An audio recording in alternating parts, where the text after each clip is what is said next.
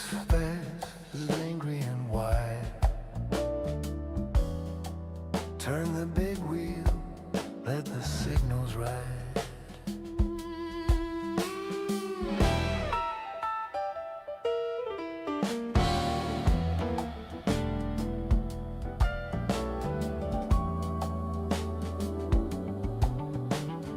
Out behind the house in the little wooden shack, red glow of the tubes, no turning back.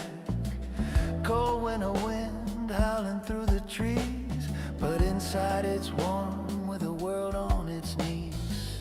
Dialing slow through the hiss and the roar, faint voices rising from a distant shore. Skywave bouncing off the F-layer high, 7 megahertz cutting through the sky. Voices in the night, calling through the dark, 40 meters burning with a lonely spark. From Tokyo to Moscow, Buenos Aires light, international friends on the friendly night. Voices in the night, thousands of miles away, spooky signals dancing in the gray. Logbook open wide, pen in my hand, riding down the world across the land.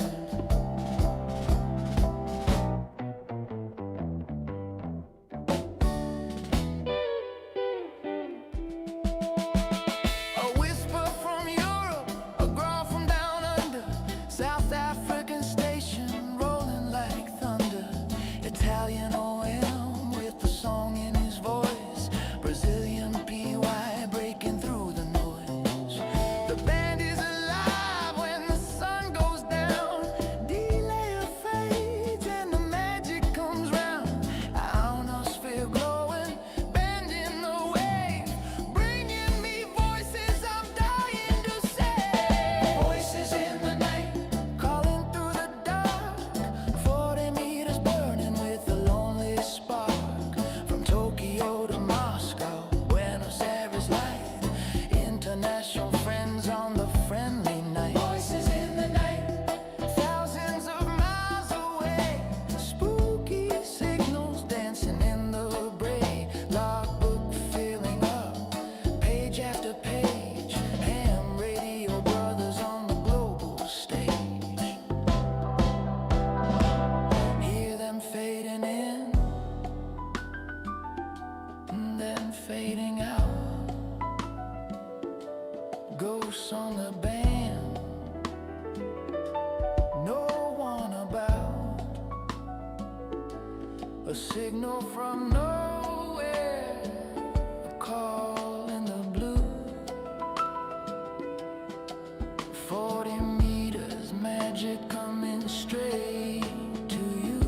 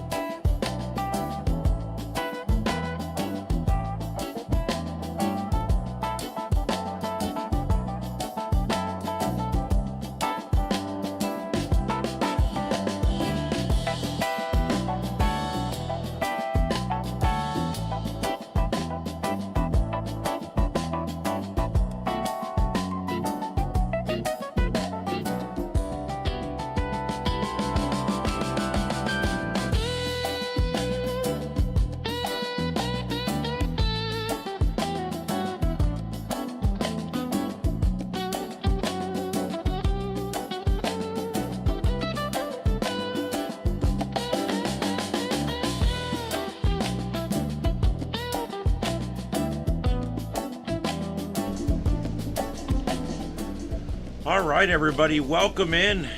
Welcome, welcome, welcome. I hope you enjoyed the music, some of the music that's already playing on our soft start over on the new radio station. When I say, hey, I'm going to do something, it's done. I went and got up this morning early, and I literally started working on this radio station. I started developing music and doing all that, and hey, it is awesome. Welcome, everybody. This is the Sights and Sounds of Earth right here on Starship Adventures. My name's Ian, broadcasting live tonight worldwide on YouTube from Starship Studios in my backyard in North Fort Myers. And we are broadcasting over fiber optic. It's glass all the way to the net, baby. And listen, we've been doing good lately. We've had a couple of snafus. I've reset everything. I don't know where the problem is between here and the ingest server, but hopefully it'll be good tonight. We'll see. If it does have issues, I'm going to be doing some testing, and I'm going to try to capture error codes and things like that, and we're going to try to figure out what's going on. But in the meantime, it is working for right now, and I believe it will stay that way. Okay, so what's going on? Well, Merry Christmas, everybody. This is Christmas Eve, a special Christmas Eve show. I got the radio on. We got FT8 tuned up. We may try to make a few contacts on that. If anybody out there has FT8 and they want to try to contact me on 20, I don't have 40, I have 20. But if you do, I can turn that on, and we can give that a shot as well tonight. This is a very casual night. There's not a lot of hard news. There's no pursuits or protests or anything else. Even Brussels seems to have calmed down some for the evening. There you go. A Merry Christmas from North Fort Myers, Florida, or as we call it, Fort Misery, although it's really not that bad. Yeah, I got my little kitty in here, Mama Bleeper. And Daddy's outside somewhere. He's been sleeping around today. But let me turn down at the NI4CE up over here, and they're all wishing each other Merry Christmas. They just got done with the Eagle Net over there. All right, so like I said, we are going to be monitoring FT8, and here's the new FT8 screen, so you guys can see it. If we call somebody, of course, the information will pop up right here on the screen above me. But this is what we've got coming in. This is 20 meters. I've got an S9 noise floor, so it's whatever. It's a high noise floor, but this program seems to see through the high noise floor pretty well.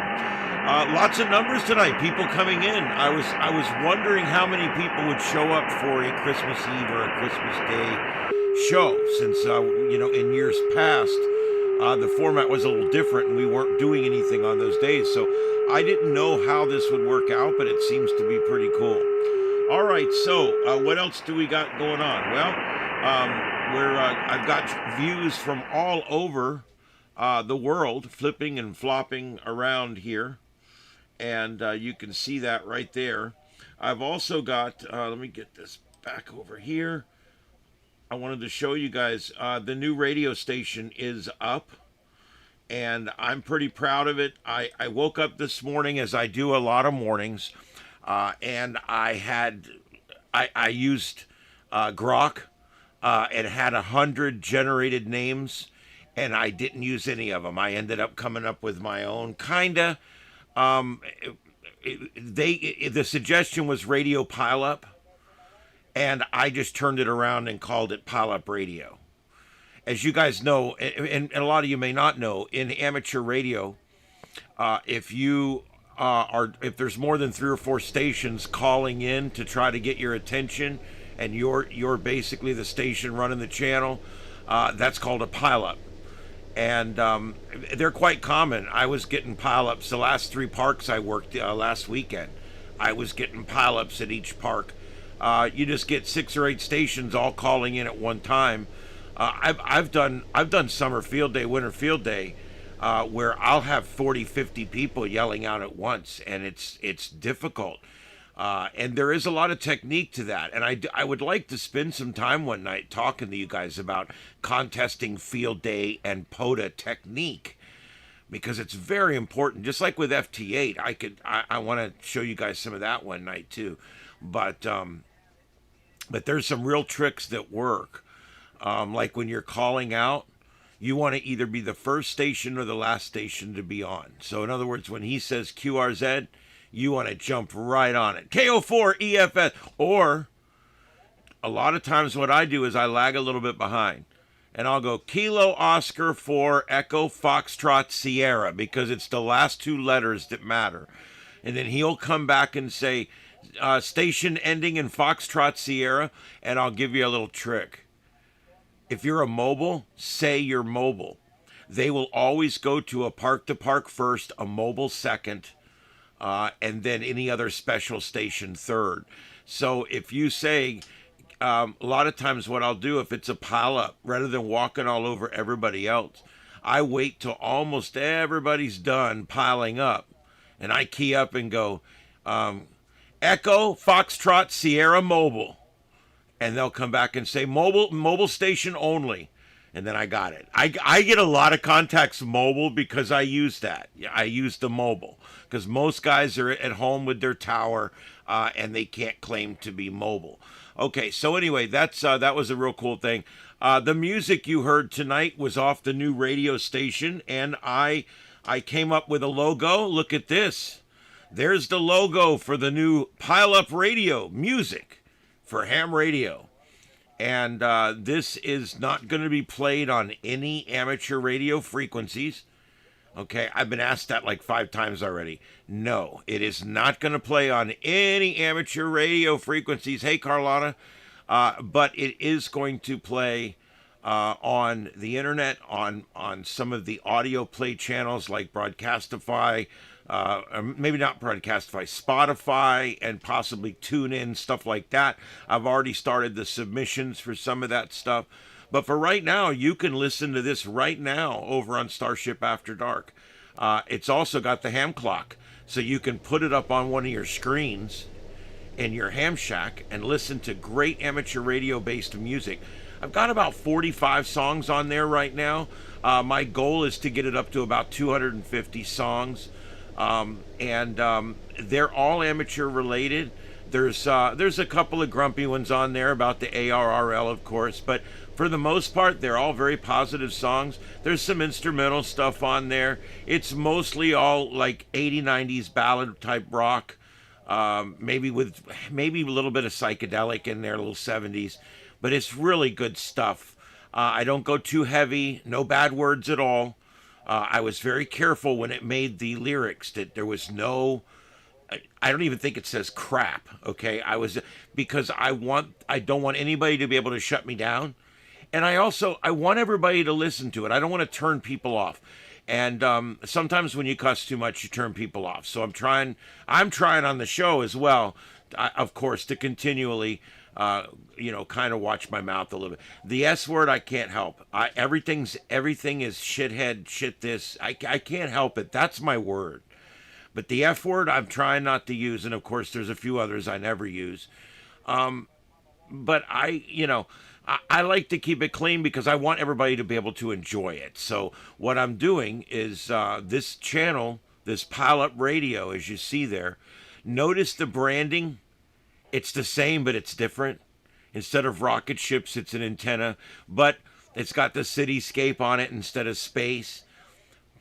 But I did this on purpose because I want it to be very different, but also I want it to look like a family of channels. And so this is my new radio channel. It's going to broadcast 24 hours a day, 7 days a week, and it's going to broadcast mostly all amateur radio related music. I've got songs in there, and we're going to have a couple breaks tonight, and I'm going to play some of these songs for you during the break. The one you heard coming in was Voices in the Night, and it's one I wrote.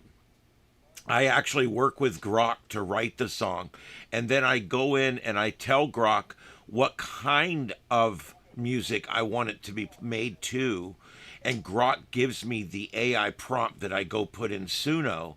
And then so I put the Grok lyrics that Grok and I both worked out with corrections in there. And then I also put in, exactly what kind of song I want. Like if I want it to sound like Fleetwood Mac, Rihanna, then that's what I put in there. And it gives me the prompt. And I stick that prompt in there, and the song sounds very similar. It's a very, very similar. So I've been making some really great sounding music. It's something you could just leave on in the ham shack and enjoy. Some of the themes I've already wrote and have on the channel include staying up all night on 40 meters, doing POTA, working FT8, the Hurricane WatchNet. There's probably 20 different ones that are just kind of really cool, and then there's different variations of those. So anyway, it's pretty cool right now. Yeah, neighbor, I think we should be able to say shit on the broadcast channels, to be honest with you. That's just a benign word. Look, it comes out of every single one of us, both our mouths and our ass. So I don't think it should be a bad word. Damn, yeah, we shouldn't take the Lord's name in vain. I'm trying hard not to do that one. That one's one my father taught me for many years, and it's taken many years to deprogram that one. Well,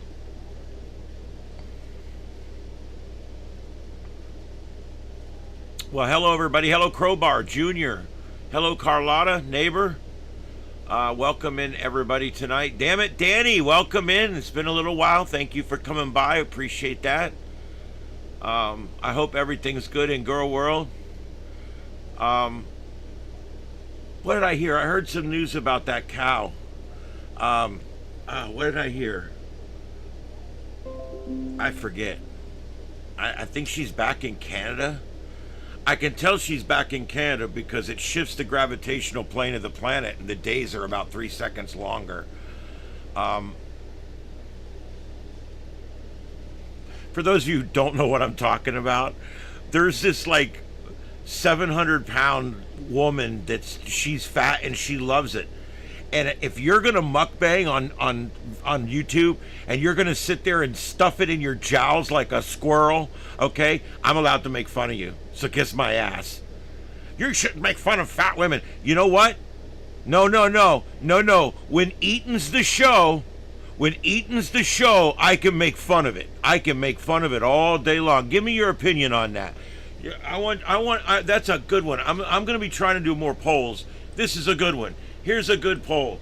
Can I make fun of a fat chick that mukbangs on YouTube? Yes or no?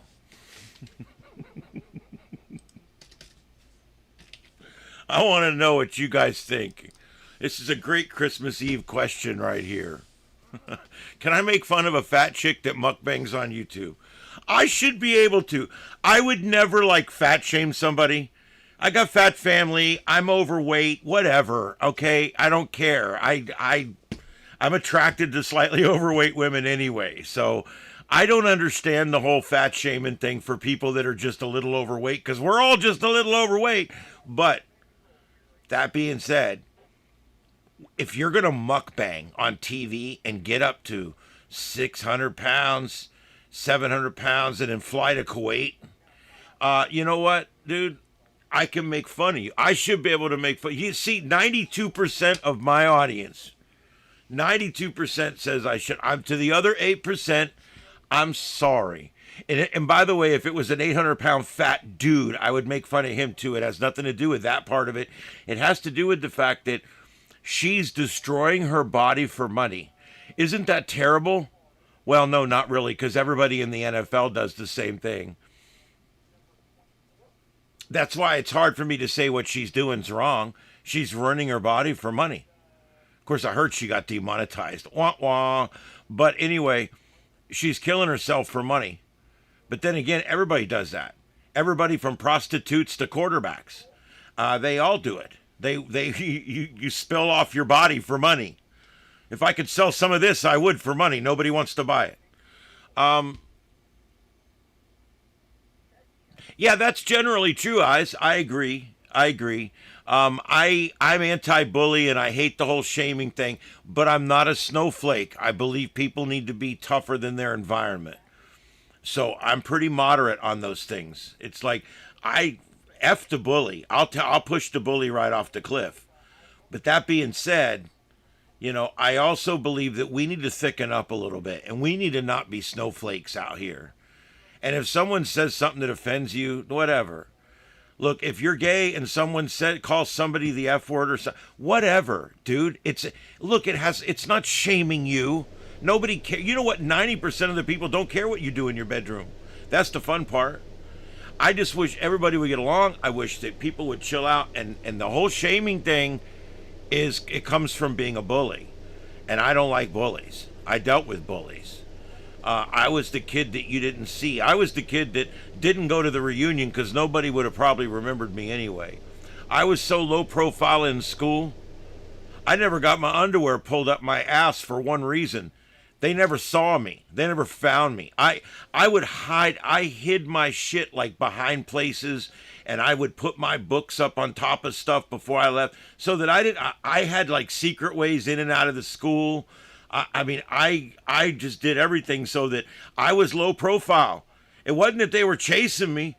They didn't know me. They didn't know of me. I was so damn low profile in school because I hated bullies. And I watched how the bullies treated so many of them kids, and it was disgusting. And so that being said, I generally don't fat shame. However, based on the 93% of my audience that believes that I should be able to fat shame somebody that uses their weight to make money.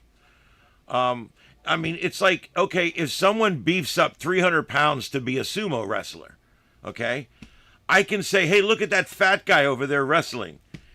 He did it on purpose. It's one thing when you've got like a pancreatic disorder and you just can't help it. All right, I'll give you that. But this chick's eating. She's mukbanging macaroni and cheese. She's eating like 5-gallon buckets of macaroni and cheese. I want to know why Kuwait's letting her live there, because when she was living in Kuwait, she must have been eating about 1/10 of that country's food supply. I mean, they don't have a lot there, some of them. And I hate to see her going and eating like all the chicken and stuff like that. I mean, this is the chick they wouldn't let in the all-you-can-eat restaurant. Anyway, so there you go. All right, so anyway, Pile Up Radio. Did I do a good enough job smashing what's her face, Chantel or whatever her name is? I hate to even say her name. But whatever.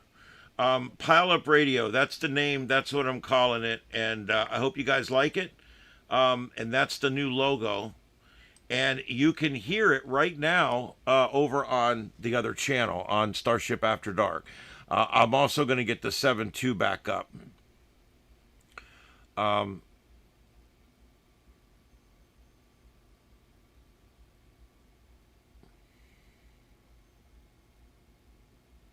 no, Eyes, I trust me, I understand. I'm in the middle on it. I don't want bullies and I don't want snowflakes. I think we got to meet in the middle somewhere. No, we agree on that. Anyway, yeah, I think the logo looks good. My buddy Jake that writes these programs wrote the program that made that logo, and I'm just like, wow. I was like, that was the first rendering. I did a really good prompt, but that was the first rendering. I was like, holy shit. Winner, winner, chicken dinner was literally came out of my mouth when I saw it on the screen. So, yeah, I think it's good. I hope you guys like it. There's a couple of dark ones in there I'm going to pull out. I am going to leave ones that talk truth to form, but I also don't want to stale it out by being real negative on there. So I'm going to be removing, I think, 4 or 5 of those more negative songs, and I'm just going to continuously be adding positive songs. But you will run across, like, the song about how the logbook of the world's always failing and is a piece of crap. But like I said, there'll be no bad words, and I'm going to keep it civil, and you could play it with the family in the car. So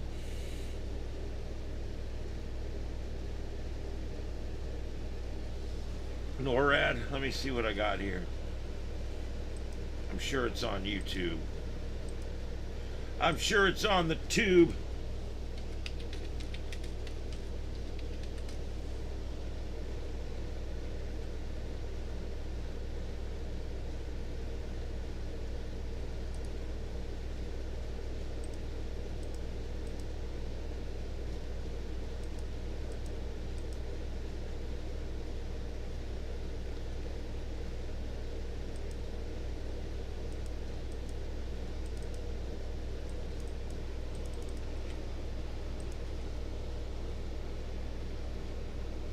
There's the Santa tracker. Even Santa's got live cams now. I mean, that's pretty good.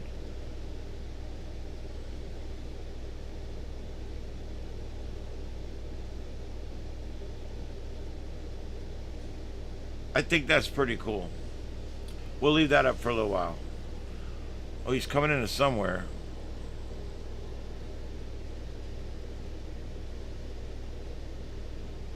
I hope you guys like the little snow logo I made with the green instead of the blue. I thought it looked kind of cool. A lot of people used to change their logos for Christmas and stuff, and a lot of people kind of quit doing it. And I like it. I like for it to be still the same brand, but yet change just enough that you can see that it's Christmas. Um, yeah, gluttony. That's the word. Yep. Um,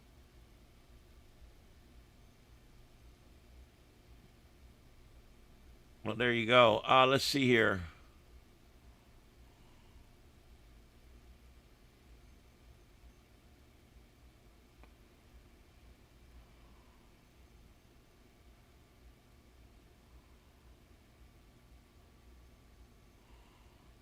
All right. So anyway, let's see here. What else we got going on?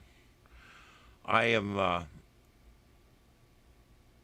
I'm pretty happy with what I got done today. It was a lot. It was hours of work getting these songs made. The songs are taking a little longer to make than I thought. I've made about 45 usable songs, but like I said, I'm going to be taking about five of those back out. So I've got about 40 songs. I really don't want to do a hard launch on this thing until I have well over 100 songs. So tomorrow, I don't have anything really scheduled tomorrow, and I'm not setting the car up until Saturday, Friday.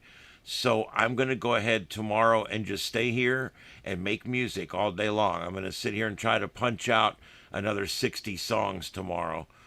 Now that I'm going a little faster with it, I've got some really good ideas. I had Grok help me with ideas. But I've been doing them on all kinds of different things, even things like the Hurricane Watch Net, the 7.2. Believe it or not, there's one in there about the 7.2 already. And so there's some really cool ones. Maybe I'll find that one on the 7.2 and we'll listen to that one together. I'm not even sure if that was the last one I just made. So let me go see if I've saved that one. Anyway, I've had a lot of fun with it. It's been a blast. I'm a little tired tonight. I mean, as you can see, I don't know if you guys could see it on the other view, but you can see here. I'm in like serious mode today. I've got my side stand set up here. Basically, it's what I call the computer in a chair.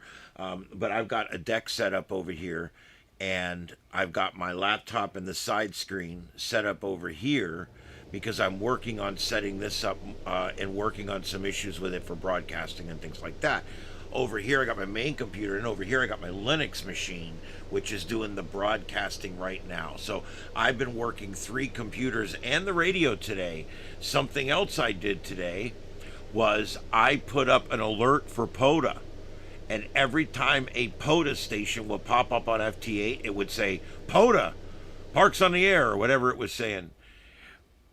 And I would immediately look up and double click on it. And I was getting, I think I got 10 or 15 Parks on the Air today. Just literally sitting here with the alert set. So that was kind of cool. But anyway, there you go. This is the studio here. And yeah, let's go back to this.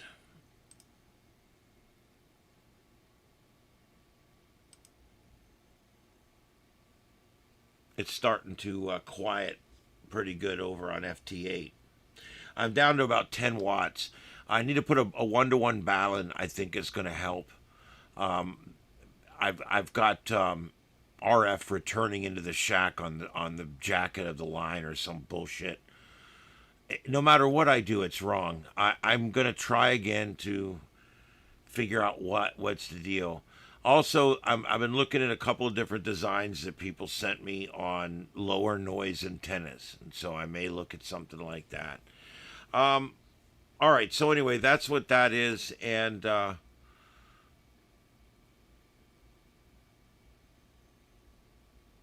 really? Let me see if I can find something on that.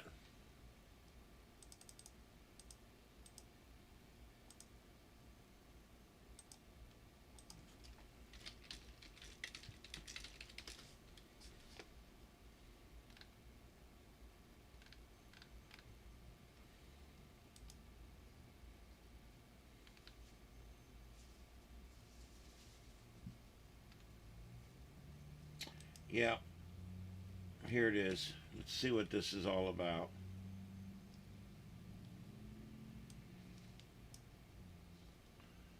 Okay, this is from the Fox affiliate in Baltimore, WBFF. A man was shot while inside a car that crashed into a home in West Baltimore, according to police. Officers responded to the 2600 block of West Lafayette Avenue around 6:57 p.m. for a report of a car that had crashed into a home. Then, when they got there, they found a 27-year-old male inside the vehicle suffering from a gunshot wound. The victim was taken to a local hospital, but due to the severity of his injuries, homicide detectives were notified. And that's pretty much what they got here. Investigators are asking for anyone with information to contact Metro Crime Stoppers at 1-866-7-LOCKUP. All right. What is this?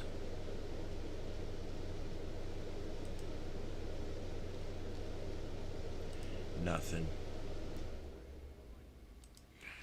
All right, I do have some video. Let me see.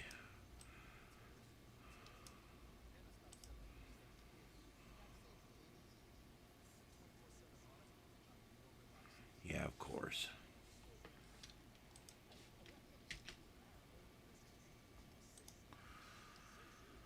Of course.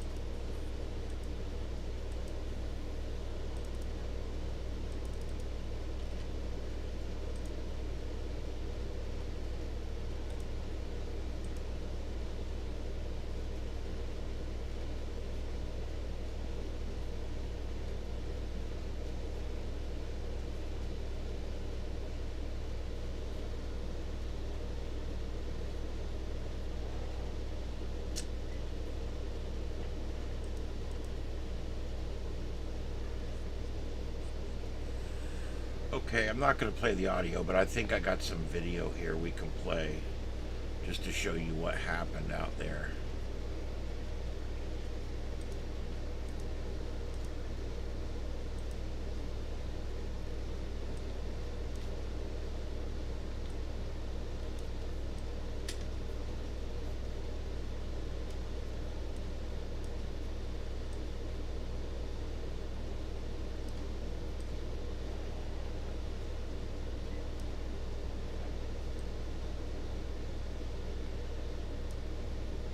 Oh, this is freaking ridiculous. I'm waiting for it to play something.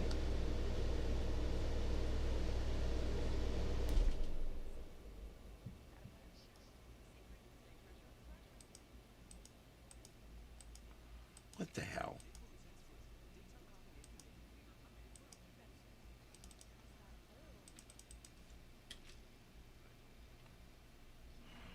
Got to be kidding me.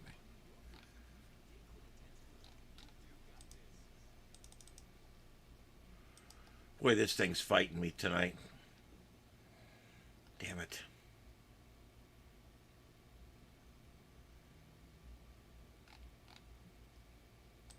Absolutely ignorant.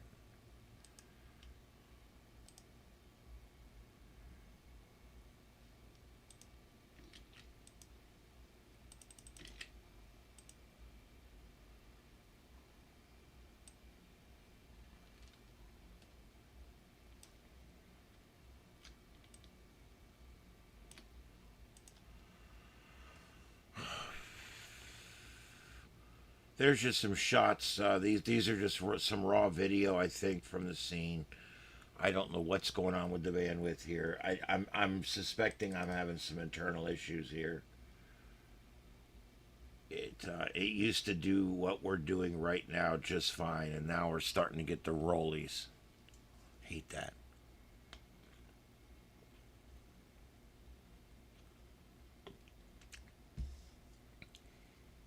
But yeah, there's the car in the house. I mean, I think that's all we got here as far as video. Um, yeah, the guy did die, so I mean that's what it is. I don't know if it was like he drove in there trying to kill somebody and then they shot him or what. Who knows? But there you go, Christmas Eve.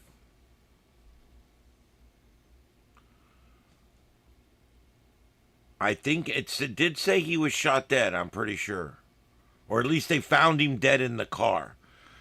So we may still be waiting on exactly what happened.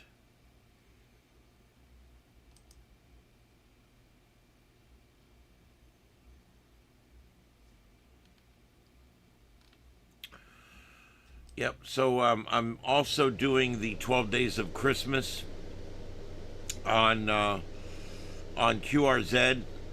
If you work for 12 consecutive days during the month of December and January, if you work a single station each day for 12 days, you get the 12 Days of Christmas award. I got it back in 22, I think it was, and I'm trying. I shouldn't have a problem, but I'm going to try to get it again this year. I've already worked, I think, 3 or 4 days in a row here, and so for the next week, for the next 12 days, I think for another 7 days, I'm going to work at least one station on FT8 every day. To make sure that I get. And you're saying why not some on voice? Well, because a lot of voice contacts are not confirming anymore, because Logbook of the World has run so many people off that even if you use Logbook of the World, a lot of people are not confirming on there anymore. So you'll end up not getting a lot of it. Digital, there's a 2 or 3 times better chance that digital you're actually going to get a confirmation back. I am tired tonight, and I don't understand it. I'm sitting here physically tired tonight. This is crazy. I am going to be going off here in a little while. They just put out a bolo for Santa. Oh my God. A bolo is to be on the lookout. Um, oh, that's funny.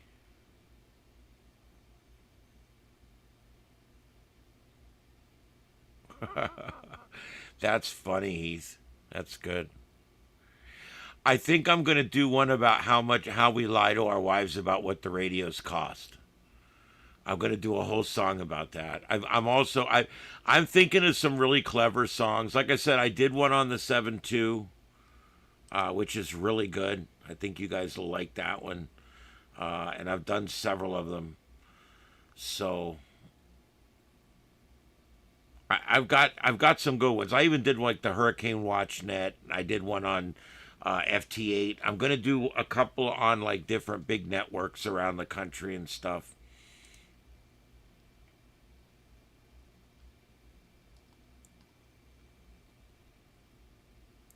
I don't think I saved it yet. I think that's the problem. Yeah, that's the problem. Okay, so what we're gonna do here, I'm going to take a 5 minute break. I'll be right back. Um, and I didn't sleep well last night, and I did and I didn't. It's kind of weird. I woke up groggy, like I didn't want to get up. It was weird, but I was anxious to get going, so I pushed myself out of bed. Um, but yeah, I don't feel good today. I ate a bunch of chocolate and stupid shit because it's Christmas. People gave me a bunch of chocolate at station and my family and everything, and I've got all this chocolate and I've been eating it, and it's like, nah, I feel like shit now. So anyway, all right, guys, I want to treat you to another song. This one is a song about one of my favorite channels out there called the 7-2. I'll be right back, guys. This is the Sights and Sounds of Earth on Starship Adventures, live from Starship Studios in Southwest Florida. Don't go anywhere. I'll be right back.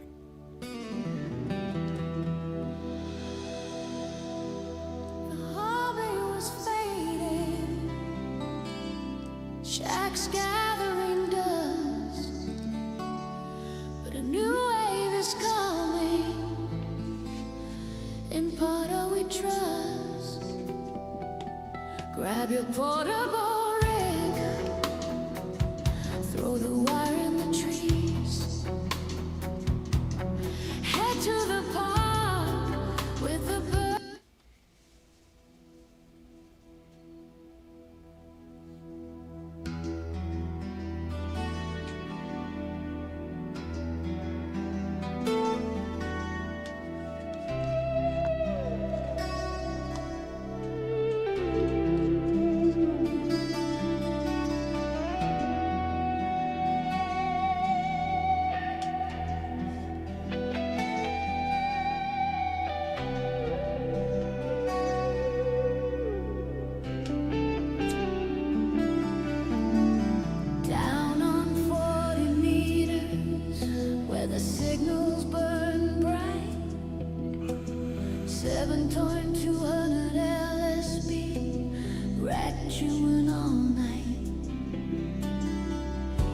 Conspiracy cowboys, profanity kings, dropping truth bombs while the ionosphere sings. Old curmudgeons whine, turn off that trash. We're cranking the power, giving the FCC a rash. Jammers on the dial, put junk in the fire. We're going wild, beyond to blind. We're living on the 72. Free speech, hell, right, nothing we won't do. Spin the VFO if you can't take the heat. It's our chaotic playground, adult banter street. The 72, yeah, the shit show's alive. Protected on the airwaves, we're gonna survive. Ran about the government, aliens in the sky, profane poetry flying, no reason to lie. Hated by the purists, called a cesspool of sin, but we're segregated sinners, keeping the bad stuff pending. Majority silent, but they know it's true. Uncensored expression, that's what hams do. Greyland warriors, dawn till the dark.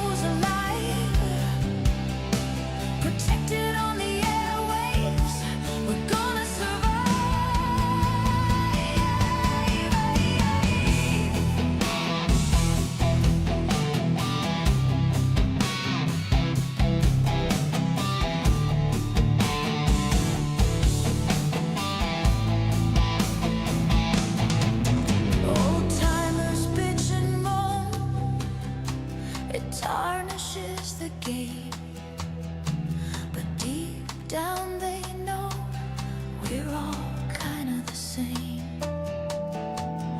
One frequency chorale for the wild and the free, while the rest of the band stays clean as can be.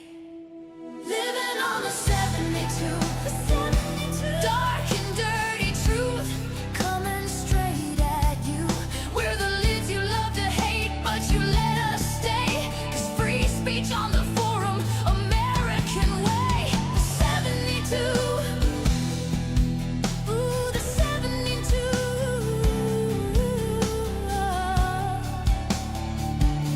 Forever we'll play.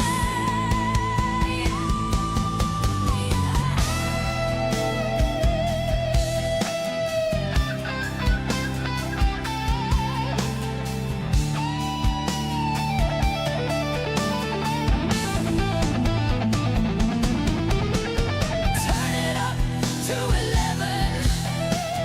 Key down and ignite. See ya on the 72. Good night.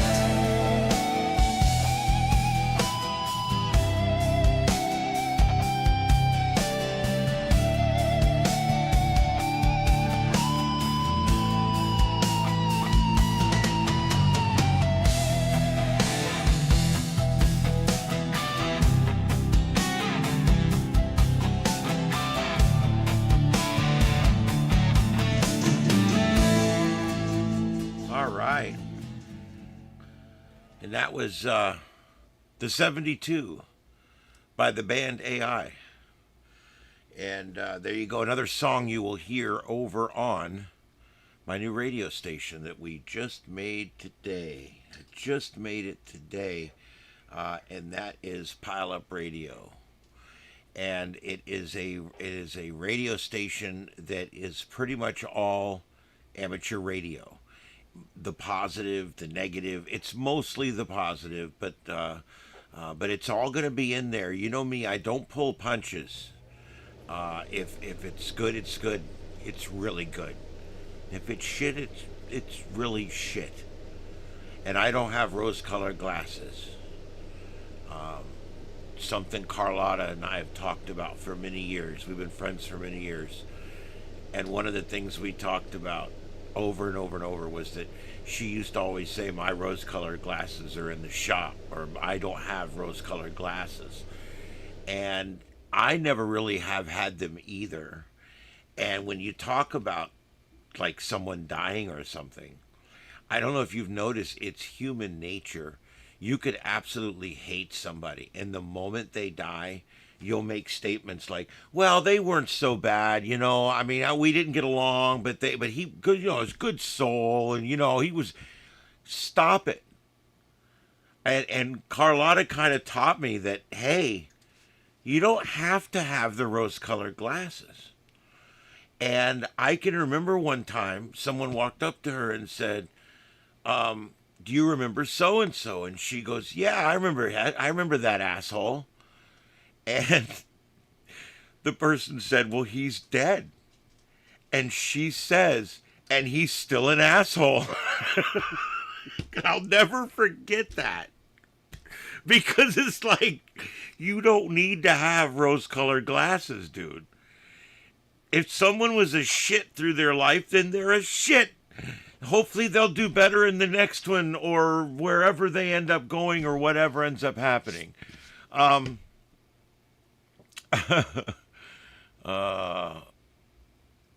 Yeah, look, I personally dislike eating contests. You know, I've never had an eating problem. In fact, I'm kind of a foodie, although I'm picky. I love food. I eat food, but I'm not gluttonous. The moment I feel full, I stop. As a matter of fact, I'm a leftover guy. So when I'm done, I stop because I'll save that for later. Do not get on that computer, little girl. She sees that laptop over there, and it's driving her nuts. She has to sleep on it. She has to. It has to be done. And until it gets done, tonight when I go to bed, I will have to either, I'll just have to at least close it because she'll sleep all night on it tonight once I get out of here. Oh, it does, doesn't it? I didn't hit the button. See, you got to hit the button. I need one of you guys to be able to hit the button for me. But yeah, there we go. All right, so thank you for that. Let's see here.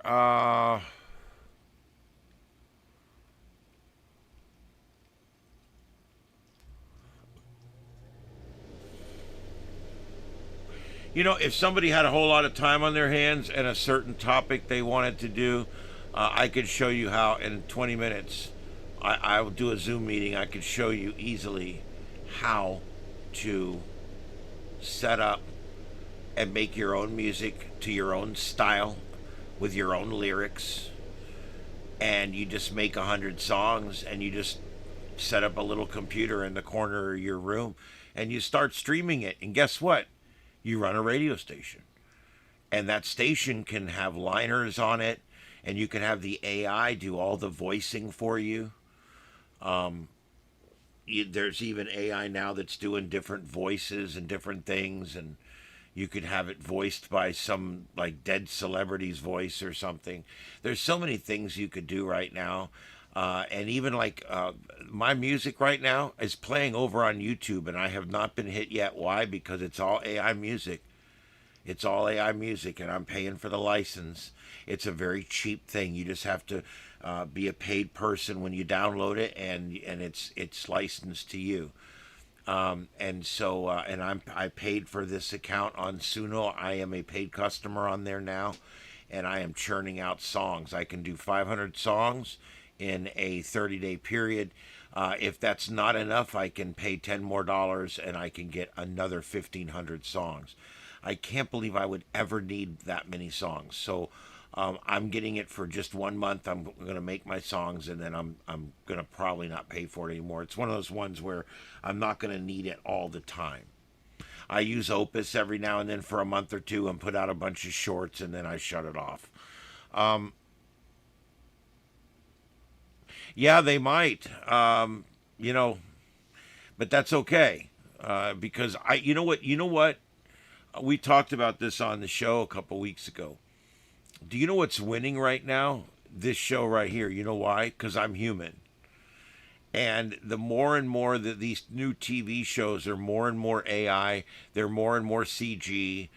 They're less and less actual good writing and actual good acting, and less actual good set design. And when you start really looking at it, I think entertainment's going to take a fork in the road. And I think people are going to like both sides of the fork.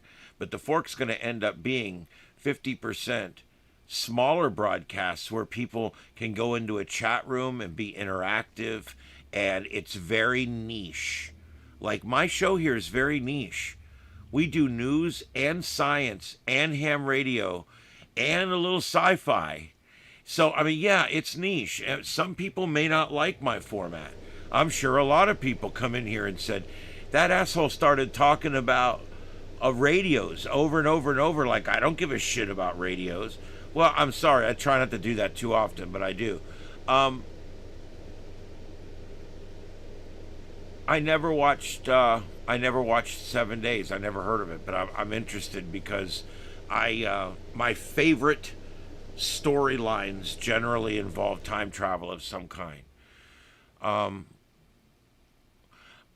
It's a word that came from in the old days we would have said the Orient, but today I have to say Southeast Asia. It came from Southeast Asia, and it basically means to eat for entertainment, from what I understand. And this human would go down to wherever she would go in Kuwait or in Canada. She would walk in, and she would walk in with $100 worth of food. And I'm not shitting you. She'd walk in with 5 or 6 of those big quart containers of shit. And she would sit there and lay it all out, and she'd show you all the food and everything, weird food from the other side of the world and shit. And it was, and I'm like, Oh my god! And she would just start eating and eat and eat and eat. Now I never watched her show, but I watched the reactors that watched her show because they were hilarious. Um, but that's what a mukbang is. It's simply just a person that eats for your entertainment, and they do it on YouTube.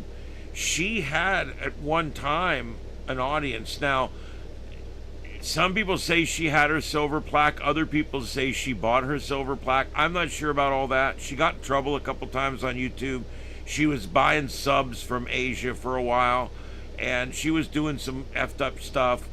There was also some abuse of a cat and some human shit going on, and she was dating like idiots, and you kind of got involved, like wrapped up in all the idiocy with her life.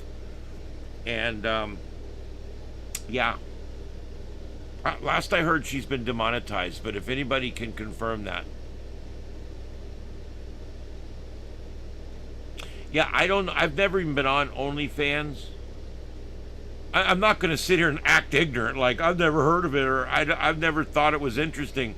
I do actually. It's just not really me, you know. I don't know if I can go on there and like hang out with people and do like weird things over the internet. But I'm cool with that kind of stuff. You know what I'm saying? I mean, I'm really very open to all kinds of stuff.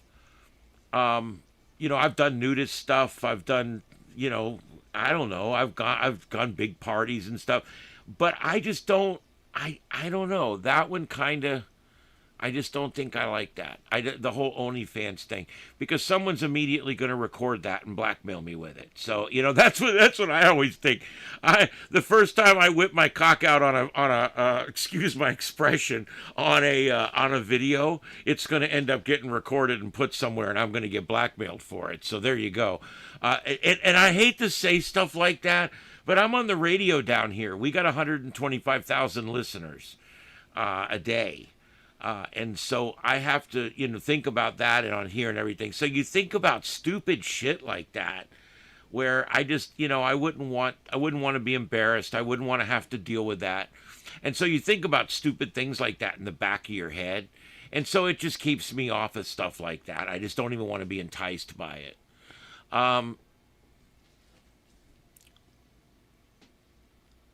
Let's see here. Let's go back to this Baltimore thing. I'm sure it's well over with by now. So let's go back to the other one here.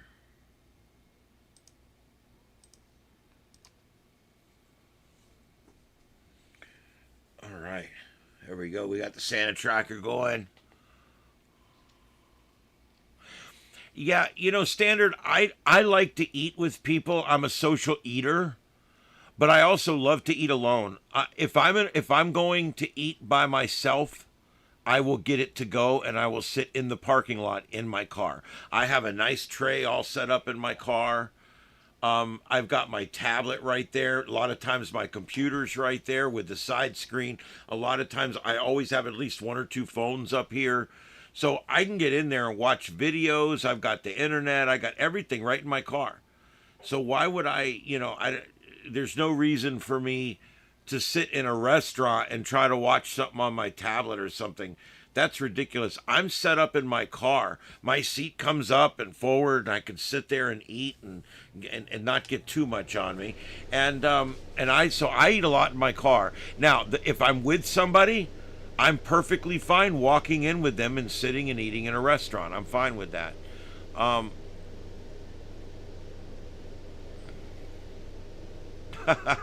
There you go, Carlotta.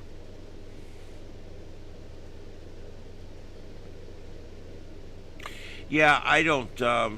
I don't want to watch anybody eat. I don't. I like to eat socially. I don't mind eating socially, but I also really like to eat by myself. I just sit here in my little environment, close the door, put on a video, and I kind of like that. I kind of like to be left alone when I'm eating, unless I'm at a restaurant eating with somebody, and then it's a social thing, and I kind of like that too. So,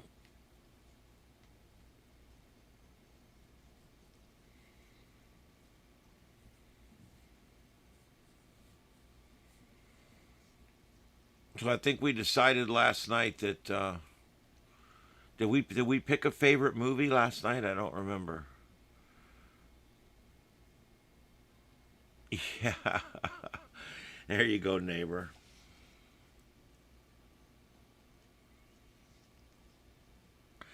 I can only imagine it. He goes into silent running over certain parts of the world.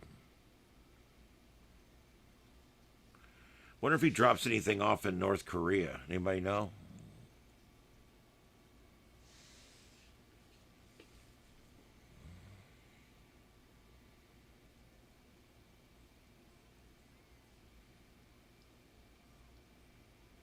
Got what? I got what from the firehouse environment? I got a lot of things from the firehouse environment that I'm probably not proud of. Are you talking about the rose-colored glasses thing? Because I'm not sure where that came from. I was kind of like that before, and then I hung out with Carlotta for a number of years, and that did it for me. Carlotta has never owned rose-colored glasses in any way, shape, or form. She just doesn't own them.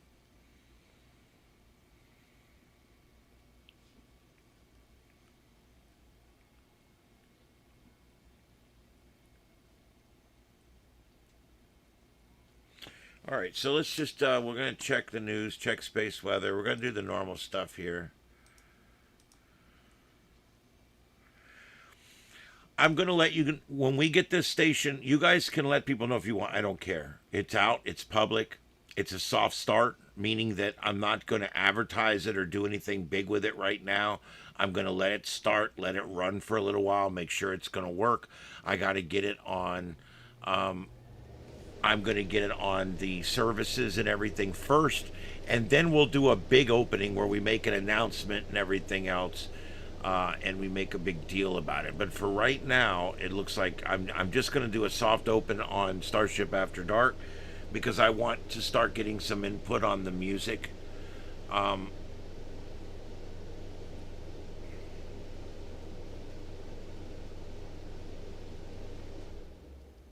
I always wondered if Santa had an aircraft band or Marine VHF. I wonder which would be better. Probably aircraft band, I would think.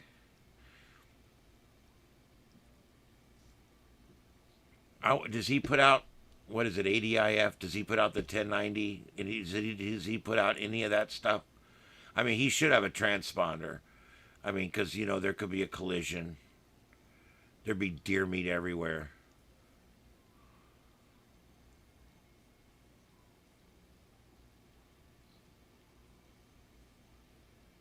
When I'm eating, leave me the hell alone. Yeah, the Korean Peninsula at night is an amazing photograph. For those of you who haven't seen it, it shows North and South Korea with China sitting there, and North Korea is completely dark. There's one big bright light, and that's Pyongyang. That's where Dickhead lives. Oh, can I say that? Is that a bad word? That's where Shithead lives. How's that? Is that better? Lumps of coal? Oh boy. Kim Jong Un.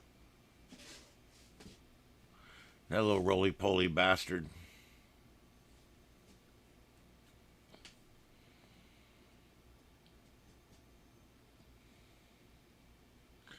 I mean, he's not stopping, so I guess none of these kids in these countries have been good. It's kind of what I'm taking from this video. I would have expected he would have made about 26 million landings by now. He must use magic. It's FM. It's effing magic.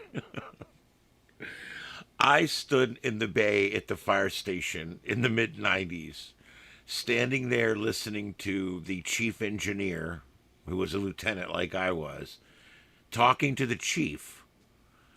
And the chief looked at him and he goes, "I'm sick of the bullshit. I want to know right now why that truck is not in service." And he looked right at him. He goes, "I'm all out of FM and I'm all out of money in my budget." And he walks away. And the chief was pissed. And he looked at me and he goes, "What's FM?" I said, Chief, it means effing magic. The chief's like, son of a bitch! He was all out of effing magic. That's why the truck wasn't running. Out of magic.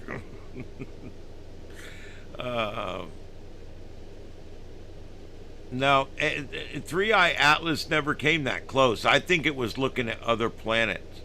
Look, if you were going to look, if you were looking for another place, there's too many people here. So unless you're going to kill us all, which, believe it or not, most advanced societies probably wouldn't do that. But then again, man, scale is a big deal. See, we don't ever think about the bacteria. You kill millions of bacteria when you clean your bathroom. Did you mourn for them? Did you ever think about them? We could be on the scale of bacteria to these aliens. We're literally in the petri dish. The stars that we see are simply just other drops of water in the same petri dish. I mean, I start to really wonder if we're just the experiment. The moon's too perfect. There's too many things about our whole existence here that are just too perfect. And I think we were engineered in some way along the way. And I don't know how much. And I tend to think it's God. You know, God put us here. He wanted us to thrive. So he had to put the right size moon in the right orbit, make it do something a little weird so that it would keep the warbling to a minimum. And so that's how I think of it. And I don't know what God looks like, or, you know, whether he flies a spacecraft or is a big white face in space. I don't know what he is. But I do know this. I think we were put here on purpose. It happened. This didn't just spin up by happenstance. And so I think that when we think about aliens, we think about aliens that are our size. I don't know if you noticed in Star Trek, all the aliens were about 5'6", and then later on they started hiring big tall guys like Michael Dorn to play Klingons, and that way at least they were a good foot taller than the other actors, and they seemed a little bit more alien. But one of the biggest things that all the sci-fi, including Star Trek, gets wrong is the size difference. Because whatever planet you grow up on, whatever planet you're spawned on, your body is going to be built to the designs and the specifications necessary for life on that planet. And it's going to also be based on what material you're made of, whether it be silicone-based or carbon-based or iron-based. There could be different kinds of life based on different kinds of materials. With all this being true, the aliens could be here now. They're in your front yard. They're the size of bacteria. They landed a month ago. They're trying to figure out what the hell's going on down here. It's a huge planet. Oh my God, it's big. Or do they show up and literally we're small enough that they can beam our whole planet inside their spacecraft so they can look at it, get a better look at us? Size is huge when it comes to coming from another place or another time, another, another solar system, another part of the galaxy. Size is going to be very different. It's the one thing that sci-fi shows get wrong, because they have to get it wrong. They have to retcon that because the actors are all a certain size. And it gets really complicated to make 17-foot aliens. And then have them with the crew in their ship with 10-foot ceilings. So it all tends to work out that that all the aliens are all between 4 foot and 7 foot, because all the actors are between 4 foot and 7 foot, and so that's what you end up with.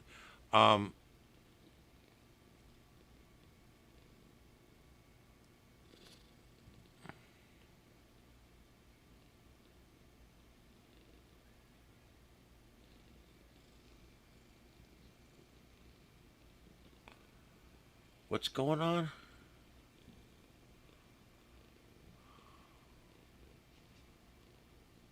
Oh, the Three Eye Atlas, yeah.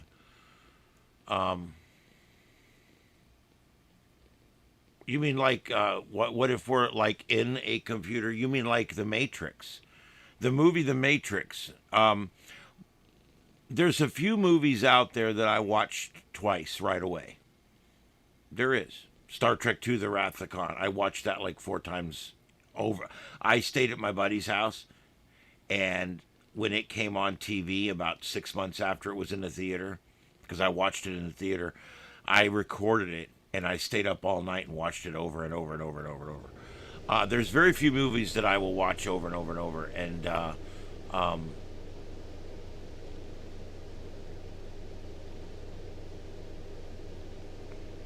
but The Matrix was one of them because it was deep. I Robot was another one. The Terminator was another one. All three of those movies, I think, we're actually living out parts of those movies now. It kind of starts out with iRobot, then it goes to Terminator, and then it goes to The Matrix. You kind of watch them in order. I hear a lot of movement and things going on outside the studio. My neighbors are anxious and rambunctious tonight. I don't know what's going on. I'm literally hearing things moving around out there. I got all my outside lights morphing between green and red and doing all kinds of Christmas stuff. Um,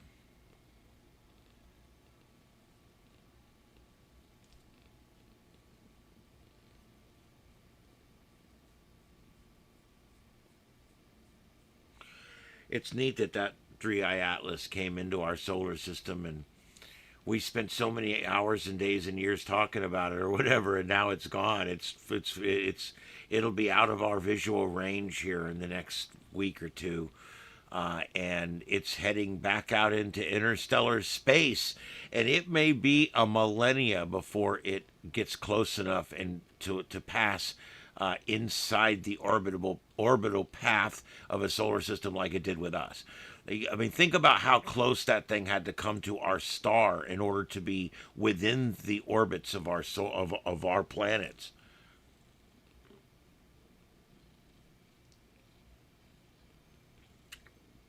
Yeah, I bet you Santa's seen some UFOs. I mean, come on.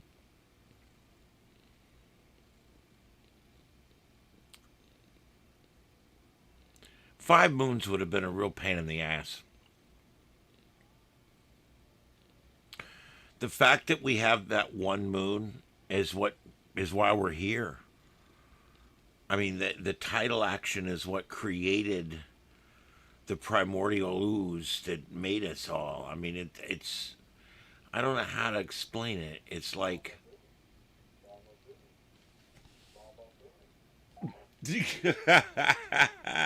someone's on Sarnet saying Baba Booey.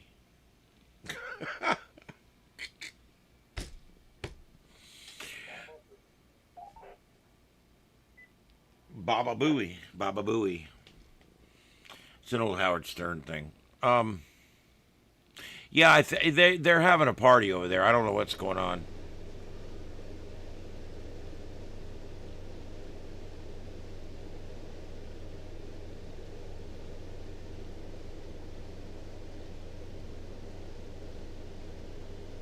He tasks me. He tasks me, and I shall have him. I follow him around Nebula. I follow him. I don't know the whole thing. I used to. I could do the whole thing. Perdition's flames before I give him up.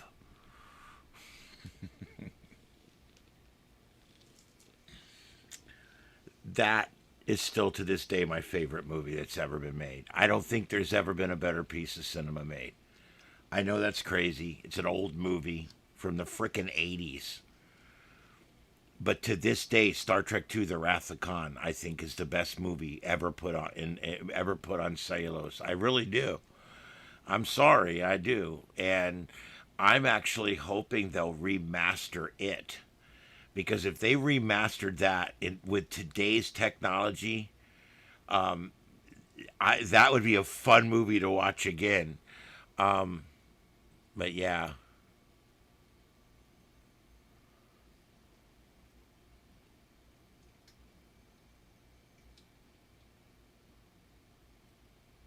Ricardo Montalban was great in that. He really was. Quick Draw McGraw's sidekick. Who's that?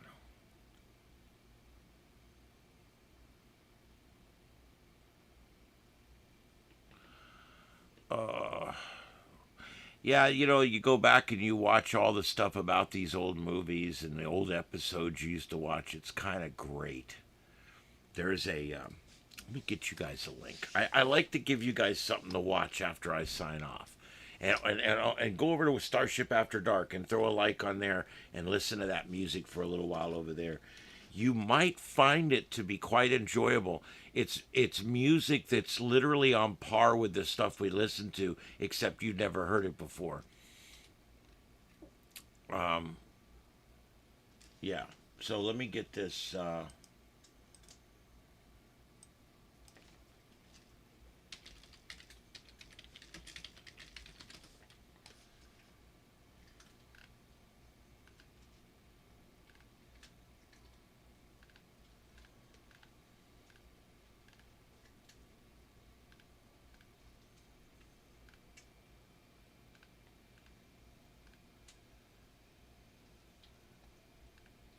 Huh, there's been so many things done on this.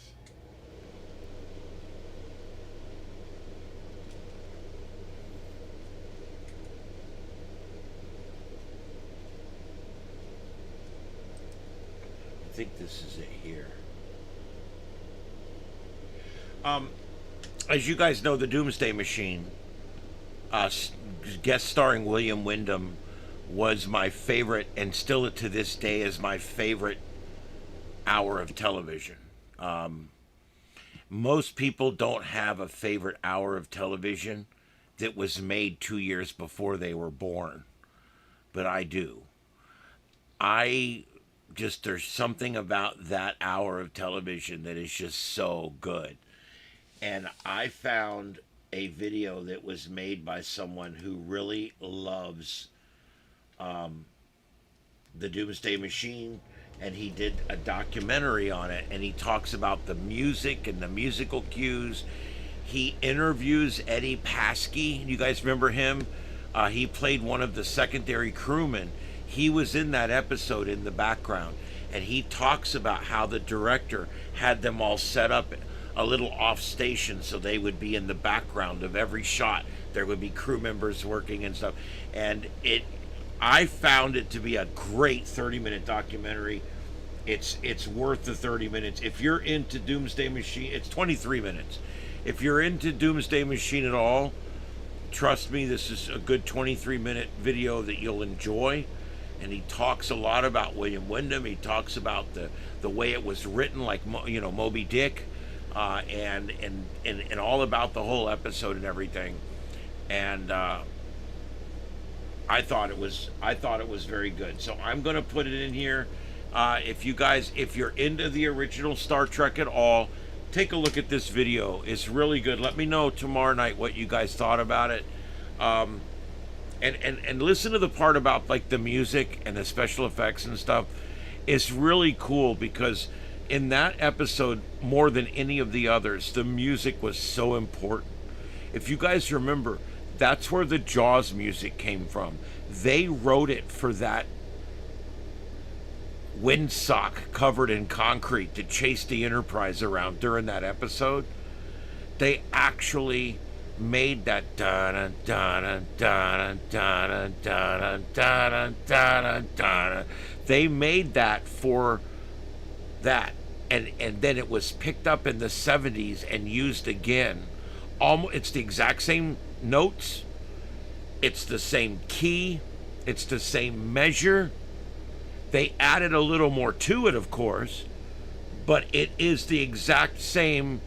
So when you see the Enterprise going in on the Doomsday Machine, when you hear that dun dun, it's the same music from Jaws, and that's so cool. And in that show, there was like 7 different musical cues. The Enterprise had its own song, dun dun dun. That was the Enterprise. Kirk had his own song, his own piece of music that went with the captain. And the music was so good in that they ended up reusing a lot of this music in the remainder of the episodes, because this was some of the best music that they had made in Star Trek to that point. And the music was so important. Decker had his own music. The Constellation had its own piece of music. Anytime they went to the Constellation, this wrecked Constitution class starship in space, trying to limp through space on its own impulse drive, and there's always that da da da da da da da da. That song was written specifically so when you see that ship, you are saddened that ship has been ruined, and it worked. And the song when they anytime they showed Decker, there was always that and you knew that was Decker. The transporter, da da da da da da da da da da da.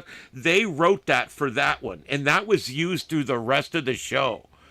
You know someone's beaming up when that piece of music plays. You don't even need the sound effects. And it was so cool because this was a new concept in Hollywood where actions were represented by clips of music specifically.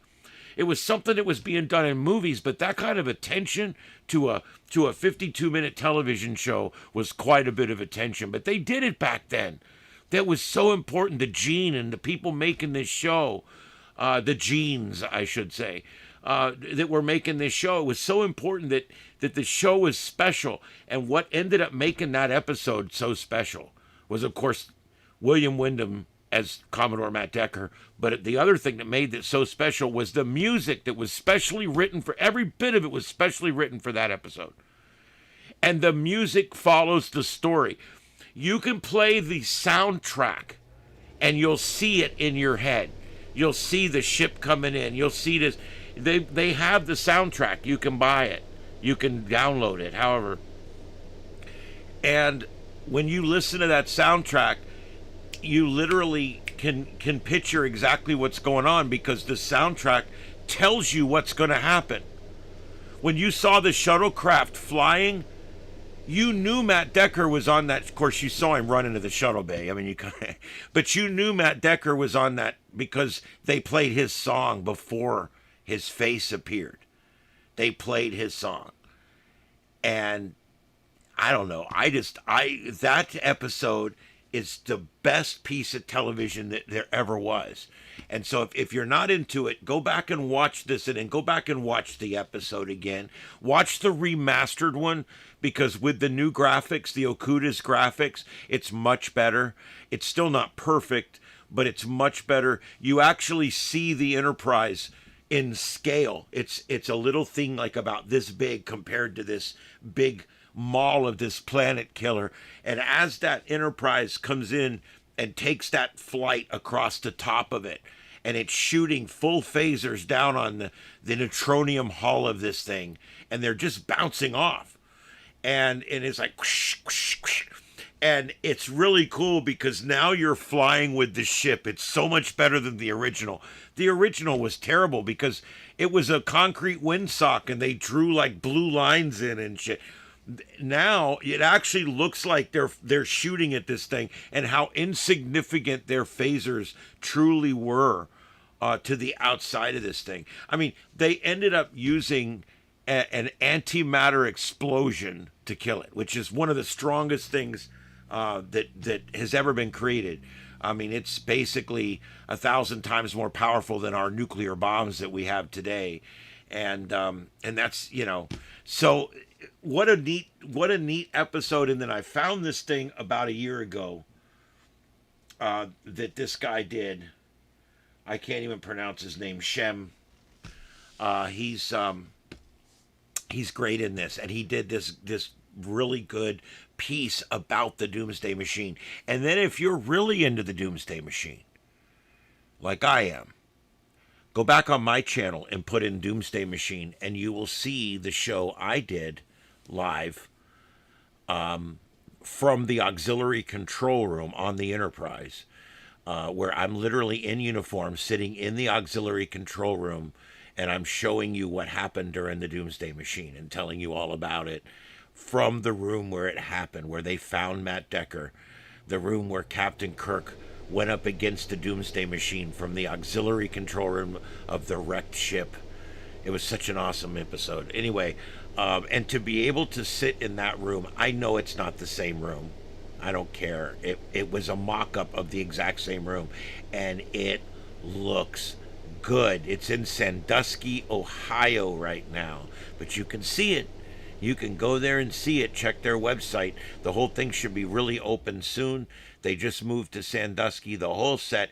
They've got the entire Desilu set in Sandusky.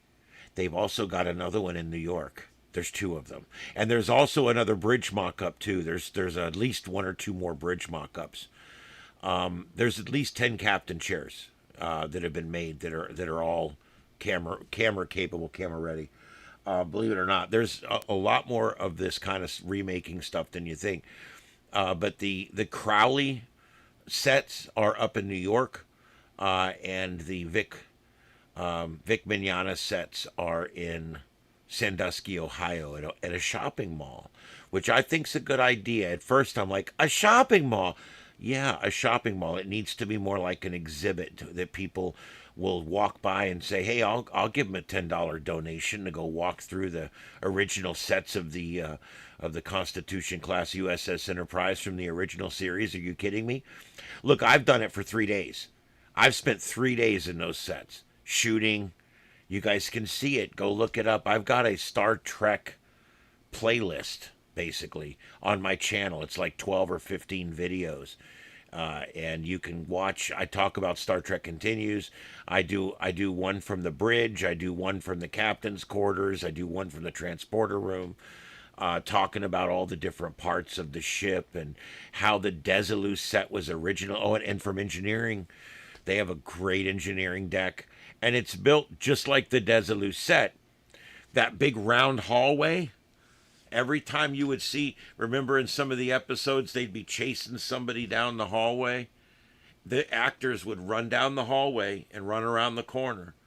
And then they would say, all right, take. And then the grips would come out and they would change the plantons on the wall. That's what they're called, plantons. They're those square things that look like pieces of plumbing sticking out of the wall or pieces of electronics sticking out of the wall. Those were called plantons. They had like 50 of them. And they would move those around, hang them on different hooks, hang them in different places. They would put a few things around, have a few crew members walking, and then they would have the actors run through again. And they do that a couple times. And then they would say, okay, go. And they would come out and they would change all the plantons again. And then they would run by again. You know what else they did? The doors were either yellow or red or green or blue. There was different colored doors. That was another quick fix. They could run that yellow door out and put a blue door in. So next time the guy ran by, he ran by 2 blue doors instead of 2 yellow doors. The little plates were all Velcroed on. So if they were going into McCoy's quarters, they would stick his name tag on there for the shot. And this is McCoy's quarters. Spock's quarters was in McCoy's quarters, Spock's quarters was the mirror of Kirk's quarters, which was also used for most of the other quarters, anytime they needed quarters. There's only a few times you saw quarters other than Kirk's, Spock's, and Bones. You saw Scotty's one time where he got that alien drunk, and you got to see the guest quarters one time in Conscience of a King. But each time they would make a different set on the Enterprise, they simply moved walls around. The set that was the basically the part of the set that was the conference room and the captain's quarters, they could re-engineer that however they needed to.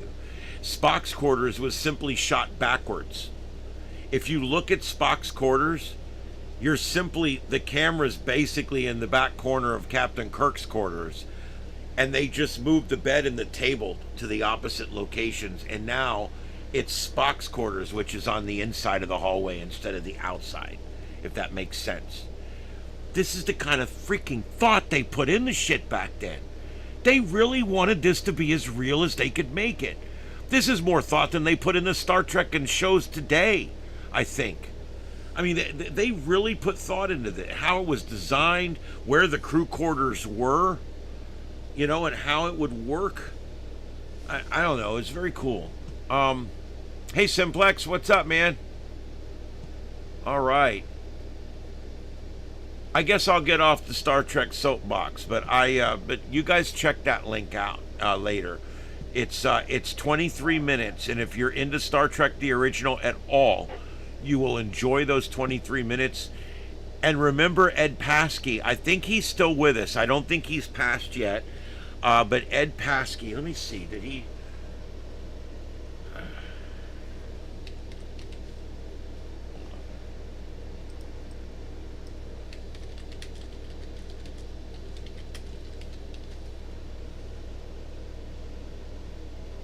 Oh, he did pass away.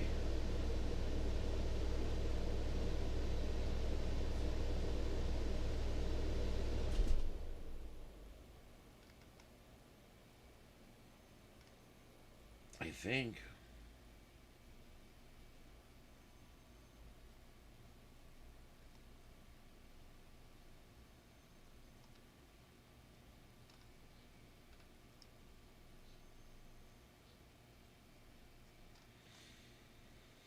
Why can't I? Why didn't it come up to his? Yeah, he died in 21. He was born in 39. He was an American actor, best known for playing Lieutenant Leslie on this television series Star Trek from 1966 to 1969. And remember, there was Kyle and Leslie were the two main backup characters that we saw the most. Lieutenant Kyle and Ensign Leslie or Lieutenant Leslie. I even think he died in an episode, came back 3 episodes later, and was still there working. They did that sometimes back then. Well, yeah, back then, the special effects were 95% done practically, meaning that they literally had to act it out with sheets in front of them and sheets behind them and special lighting and smoke and glitter and God knows what to make some of these things happen back then. Where now they just tell the actor, okay, you can go home and we'll make the rest with CG. Um, yeah. Well, even the new Star Treks, they actually make the sets now. They've gotten really good at making these sets. And they've got parts to where they can make one set look like another ship really easily. Um, yeah. But anyway, yeah, Eddie Paskey's in that. They interview him because he had a big part in the Doomsday Machine as far as in the background. I don't think he spoke, but he was in the background. And the guy, the tall security guard that Commodore Decker fights in the hallway on the way to sick bay, was actually a stunt guy. They just had the stunt guy play the security guard because it was easier than finding two guys that look alike because he didn't have to say much or anything.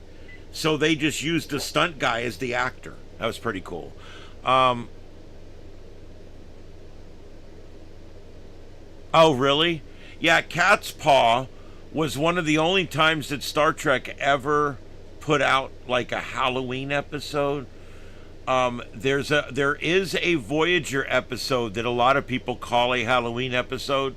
It didn't quite air at Halloween, but it was close, and that's The Haunting of Deck 12, a decent episode where Neelix has to keep the Borg kids busy down there while the ship is going through some kind of deal. Anyway, but yeah, not many Halloween. Next Gen never did a Halloween episode. They did do a couple of spooky episodes, like the one where they couldn't dream. And that one was really weird. They did do a few. The one where they were being abducted. That's one that always sits out of my mind. I'm trying to think of the name of that one. It might have been Abductions or something like that. Abducted. But it was the one where the aliens were coming through interdimensional space, and they were taking the crew members at night, and they were working on them. And finally, they knew they were going to come back for Riker, so they armed him with a phaser and a drug so that the way they were putting him to sleep wouldn't work. So when he ended up on the other side, he was still awake and he had his phaser and he was able to shoot those assholes and get the crew member back and go back through the hole. And they were able to seal it up somehow where they couldn't do it again. But that was a spooky episode because they all remembered being in this room and they recreated in the holodeck. It's kind of a neat episode, really. There's a few other crazy ones like where Riker's nuts and he's in like a funny farm on some other planet. And that one's kind of a neat episode. So there's spooky episodes all through Star Trek. But really, Cat's Paw was the only truly made for Halloween episode. And of course, it wasn't haunted. It was Korob and what was her name? I'm trying to remember her name. You old fool. Sylvia. Korob and Sylvia.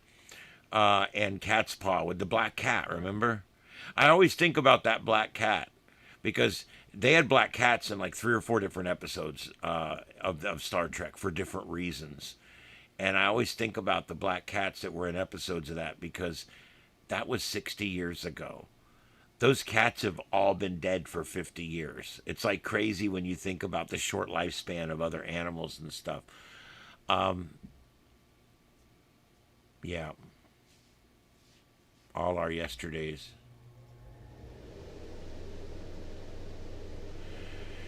Yeah, there was such good episodes of that original series. Great writing. And I'll tell you what, there was some shit. Spock's brain's pretty bad. Plato's Stepchildren, I would like them to take that and get rid of it. Just literally, just get rid of it out of the whole lineup. I hate to do it too, because that was the first interracial kiss and all that. And I like that. But it's bad because nobody ever talks about this. But it was supposed, oh, it's the first racial kiss. Yeah, but they forced her to kiss him. They were forcing that to happen. So to me, it doesn't count. I would have much preferred that they would have had Nichelle kiss somebody romantically, Spock or somebody romantically. That's what I would have preferred to see as the first interracial kiss.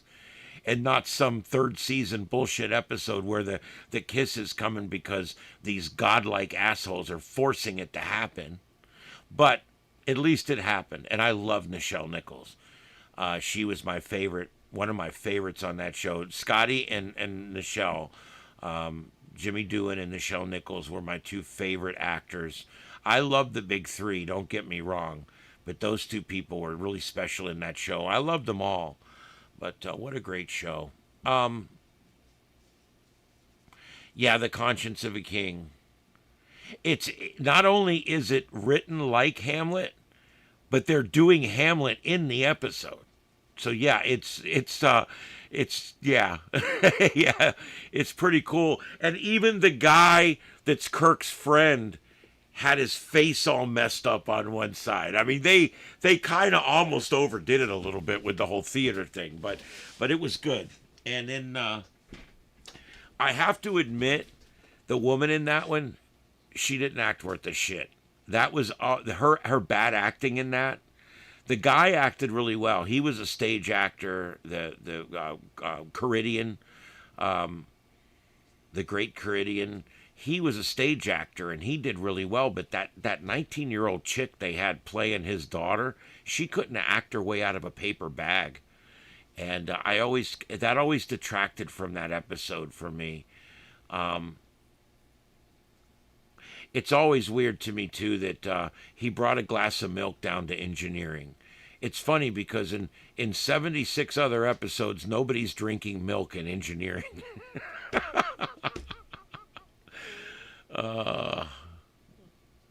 Yeah. Yeah, there was a lot of writing that came from good writing. That's what you do with good writing, you know?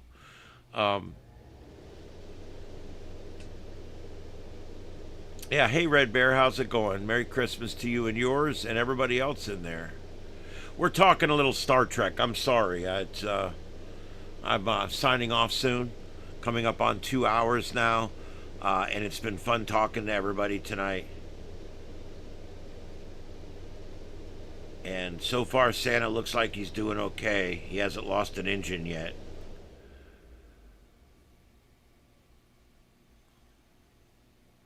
He's flying very erratically, though. He's heavy on the stick. This guy really.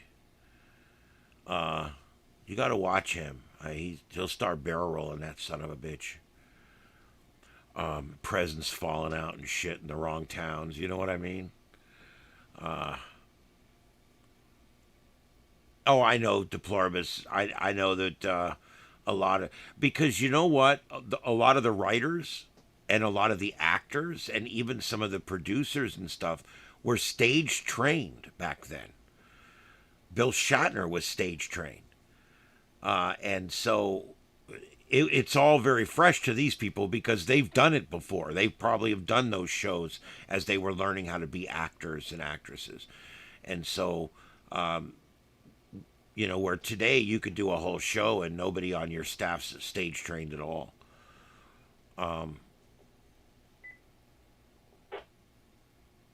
Yeah, deploribus, the writing, even all the way through Enterprise, I thought the writing was pretty good. And I will tell you the three JJ movies are okay. I like them. I consider them to be a separate universe, but still canon, if that makes sense. Because once the Kelvin was destroyed, it skewed a new timeline.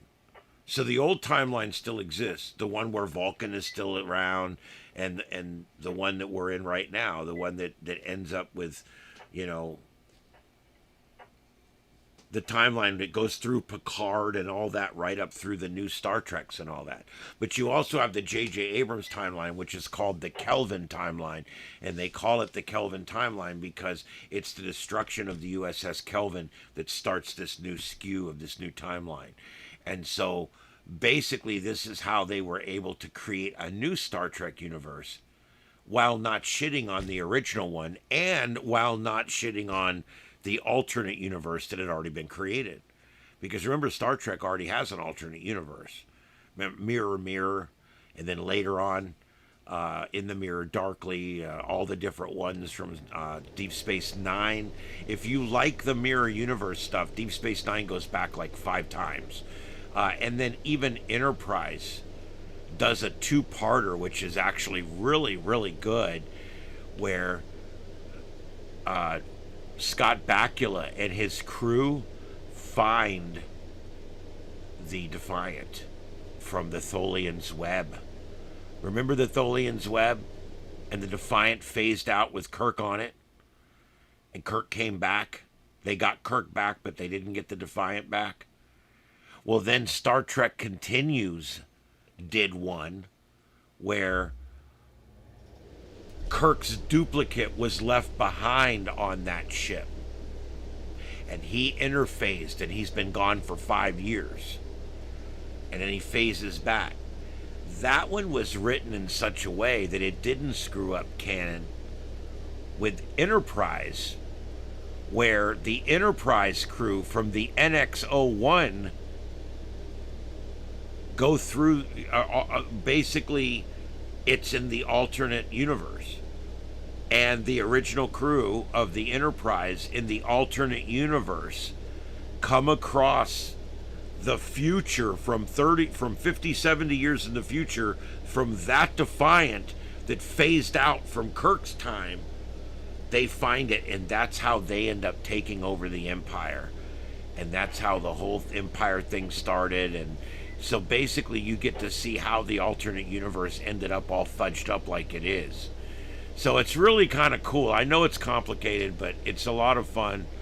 I better go to bed. I hope he can get in my house. I'll leave the door unlocked, I guess. He didn't bring me none last year, so.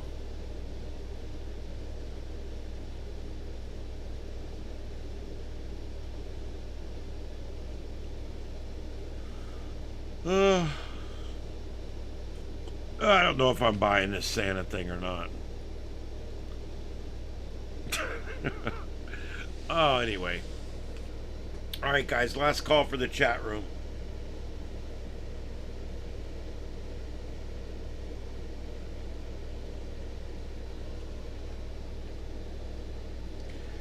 What I'm going to do, I'll be back tomorrow night. I'm going to keep working on the music channel all day tomorrow. That's my job tomorrow, is the music channel. I'm going to make probably 60 more songs tomorrow to go with the 40 that I already have. I'm going to remove those really dark ones. And I'm going to soft start it. It's already soft started now. You guys can go over there and listen to the music. And also, it's a great ham clock. If you have an extra screen, you can literally just run this on the extra screen, and it gives you great music that's available all the time. And it gives you a ham clock with the time and the date and all the information on it and all that. I'm working on the squares. I'm putting different things in the squares, but for right now, it is what it is. Eventually, it will say what song. I think eventually it'll say what song is playing on there, but for right now, it is what it is. I haven't even named all the songs yet, to be honest. Where are we at? In the Great Lakes here? Okay, look how he's driving.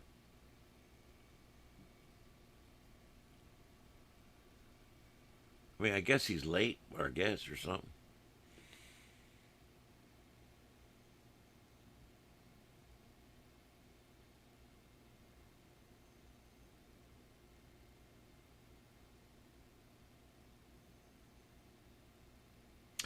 Thanks, neighbor, and thanks, Junior, and everybody. Red, thank you guys for hanging in there. Eyes, Deploribus, thank you, all of you, for hanging in there tonight. I appreciate it. I'll be back tomorrow night. We're going to do 2 hours tomorrow night.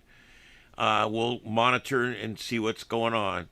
And I just want to mention Friday night, probably an abbreviated driving show. I may come on a little early, go off early. So just watch for a weird thing Friday night. That's day after tomorrow. And then Saturday night, I will be at a friend's house in Tampa, and I'll do the show from there. I'll have full internet, and we'll be doing a full show from there on Saturday night. Sunday night, I will be back here in the studio for a standard show. And then next week, I will be on New Year's Eve for an extended special New Year's Eve edition of the Sights and Sounds of Earth, where we're going to be celebrating, but we're also going to be cautiously watching for what may or may not happen. They have broken up a number of terror threats, terror possibilities, terror plots in the last couple of months, and it looked like most of it was all gearing up for New Year's. And some of the latest ones out west on the left coast, they were definitely gearing up to act on New Year's Eve in big crowds with bombs and things like that. So it's going to be a dual thing. It's going to be a happy celebration. We're going to do some year in review stuff. I'm going to have some stuff. I like to do year in review. I also like to do stuff like the #1 search terms and the #1 movies and the #1 this and the #1 that for the year. I like to do that kind of stuff. So we're going to do some of that kind of stuff. But if something were to happen, we will immediately shift into breaking news. We will shift into breaking news mode, and we'll get that out. You know, we'll be able to cover that live as it happens. So it'll be basically on New Year's Eve. It's going to be kind of a dual purpose show. Of course, anytime we're live, we'll go right to breaking news. And that's why I tell you guys, when we're live, you may have a Fox News or CNN or something up on another TV screen. You may have up a news channel or something on your computer. And you may see something that I don't see because I don't actively monitor while I'm sitting here. So, all right, guys, I'm going to call it. I need to go. Do some necessities here. So what I'm going to do is I am going to bid you a Merry, Merry Christmas, guys. Merry Christmas out there. Have a good one. Please be good to you and yours. Remember, time spent is worth more than things bought.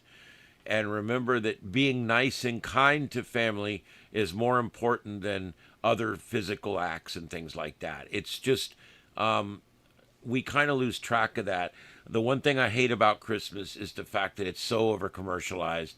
My family and I aren't even buying gifts for each other anymore. We quit that a few years ago. It's all about the family now.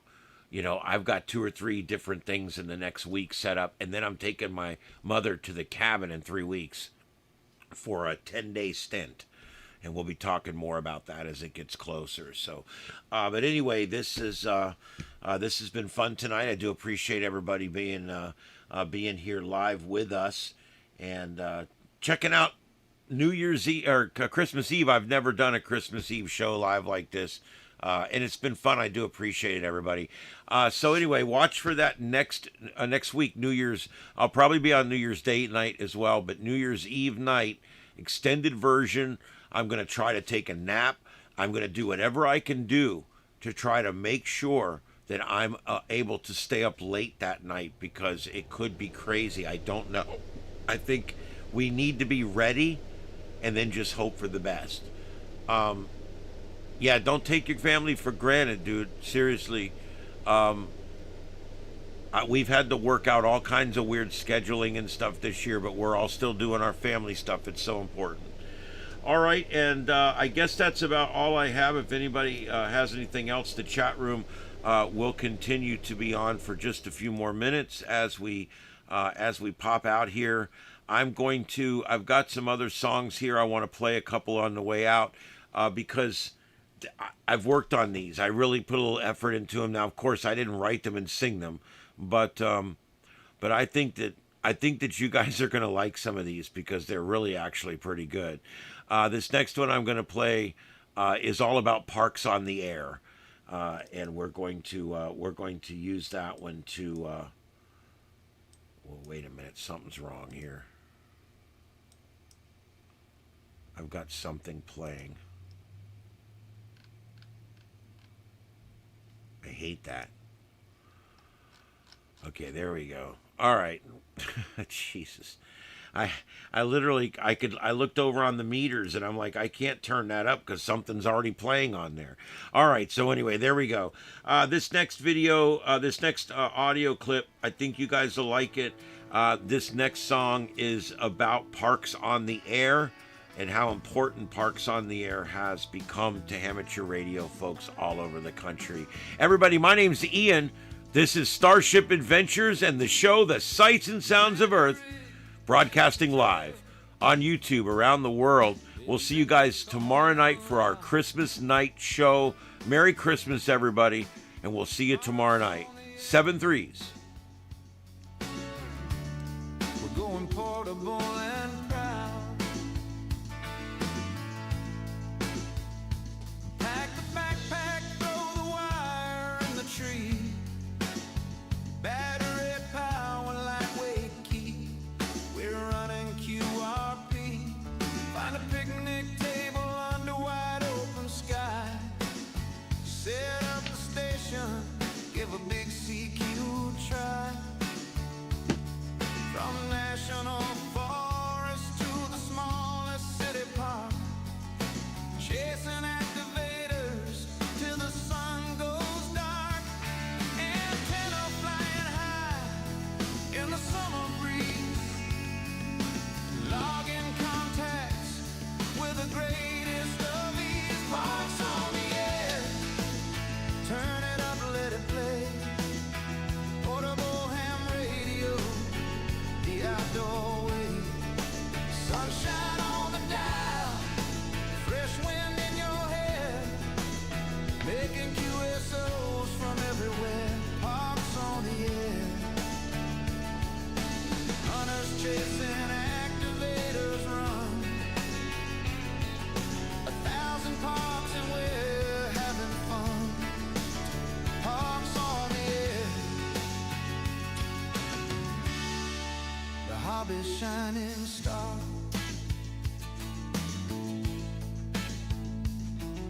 State parks, county spots, wildlife refuges too. Every new location brings a brand new view. 40 meters booming, 20 meters wide. Digital or SSB, we're riding the tide. Meet new friends on the band, swap park numbers quick. One activation closer to that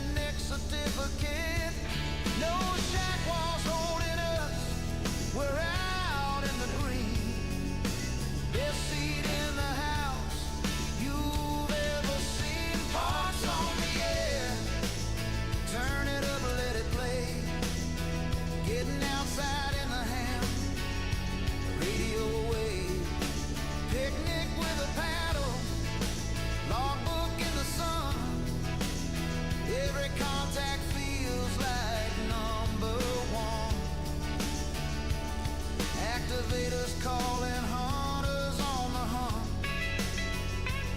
Part of fever, yeah, we're out in front. Parks on the air, we're loving every mile.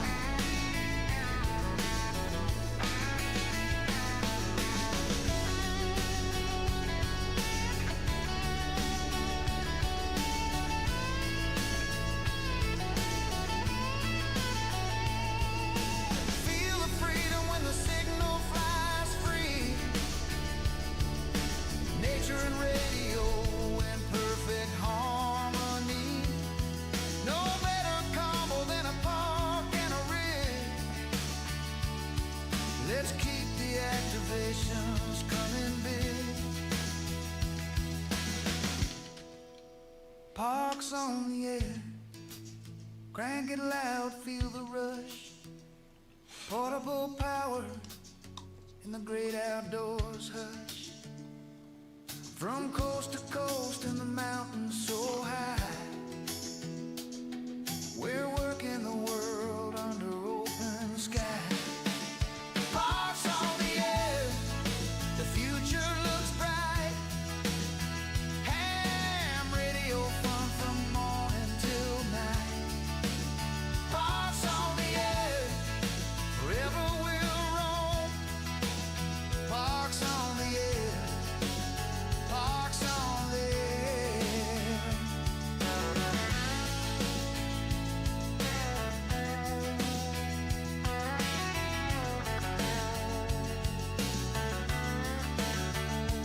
Grab your gear and go. The park is waiting there. Parks on the air. 73.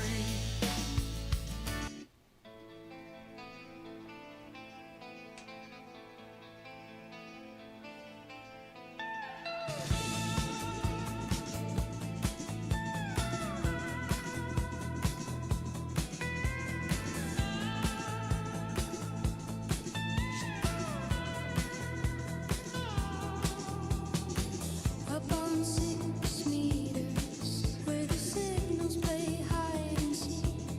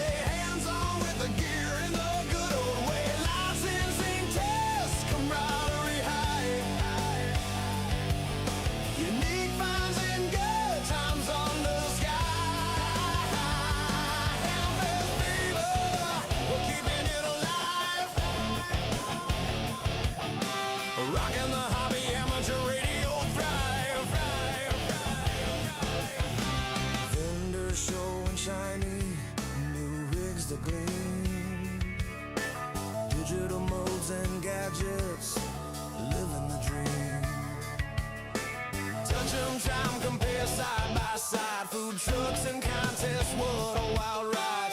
Talk with the experts, learn something new. Community buzzing, the ham radio crew.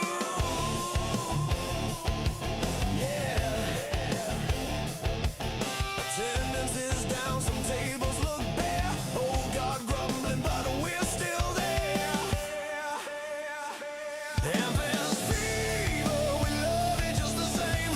Even with the junk piles and the slower game. Some clubs feel clicky, new gear costs a ton, but the deal's on you. Stuff to get the job done. Resistance to change will bring in the youth. Hamfest fever, we're keeping the truth. Yeah.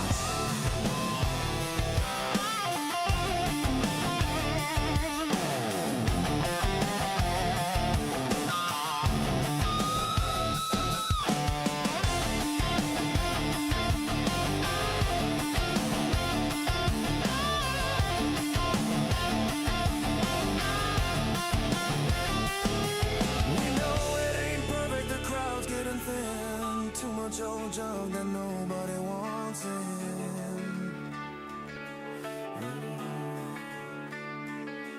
But one good find, but one new friend you meet makes the whole day feel complete.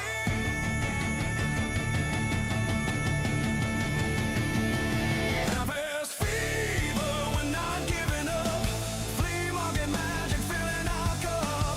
Young blood and old timer side by side, keeping the spirit nationwide. Harvest fever, through thick and through thin. Amateur radio, let the good times spin. Hamfest forever will stay. Rocking the convention, the ham radio way. Yeah. See you next year. Bring your wallet and smile. Hamfest fever, going strong all the while.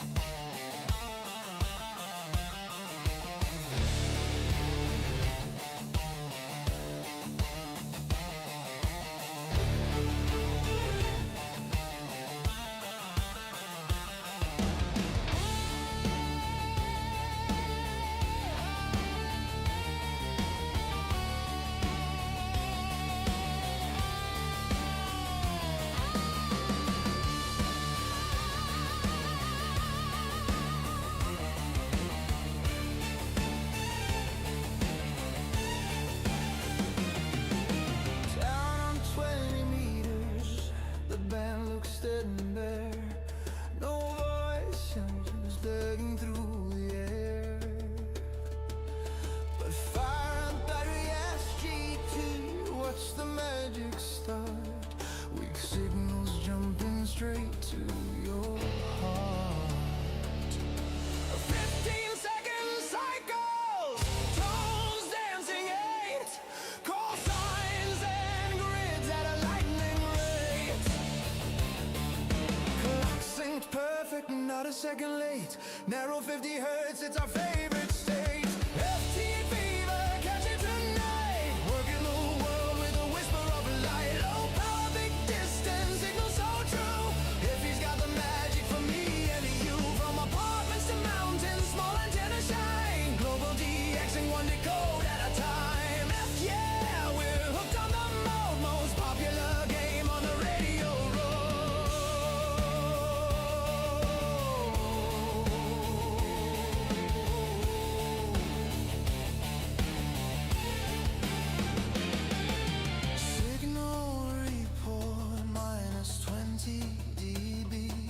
but you're hearing me clear across the sea. Japan in the morning, Brazil afternoon, Europe at sunset under the moon. No long erections, just the essentials we trade, but every contact feels perfectly made. Objective reports in decibels bright, testing your antenna late in the night. FT fever burning so bright, turning dead bands into pure delight. Dedicated frequencies, everyone knows where the waterfall never stops its flow. DXEC was, we're checking them off with 100 watts or just 5 watts off.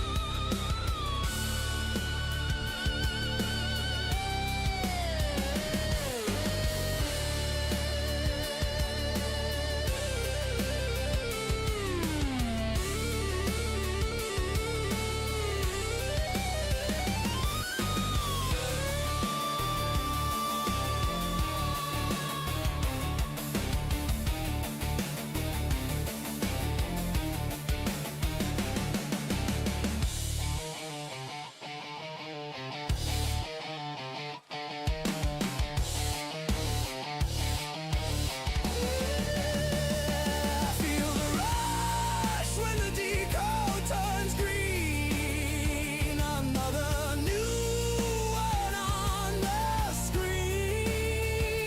From the city, the suburbs, the countryside too. FT opens the world right in front of you.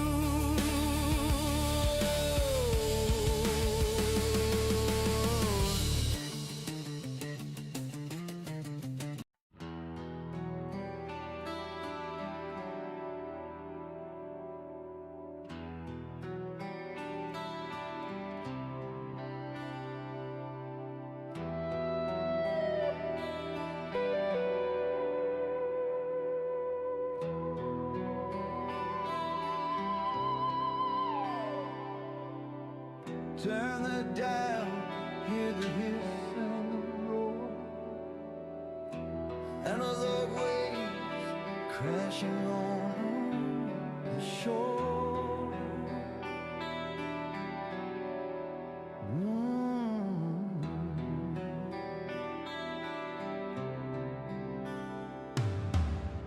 Digital voices sound cold and compressed, robotic and tinny, they fail the test. But analog sings with a warm human glow. Your voice comes through natural, just like you know. Weak signal fading, I still hear your call. Words breaking through while the digital falls. Oh,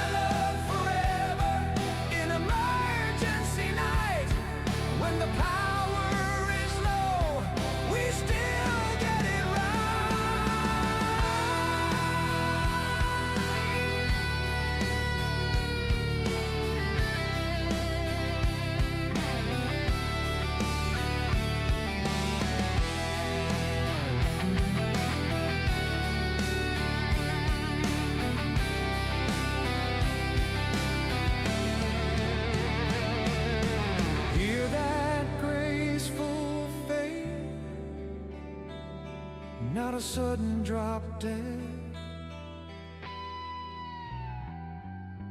Analog breeze, digital's just code in your head.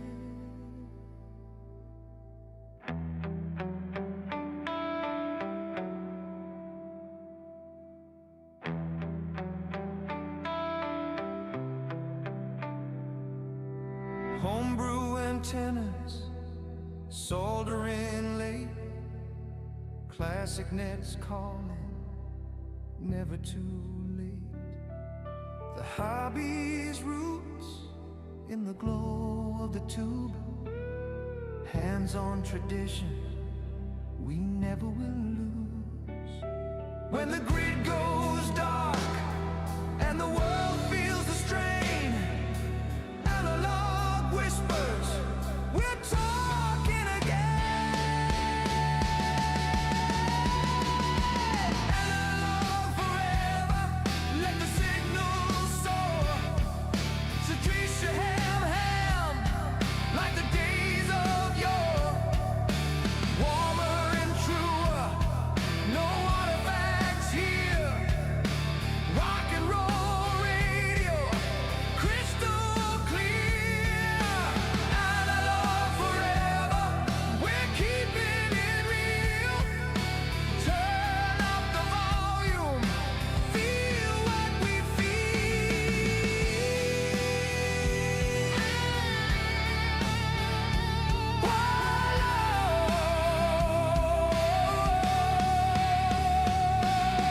Analog forever, forever.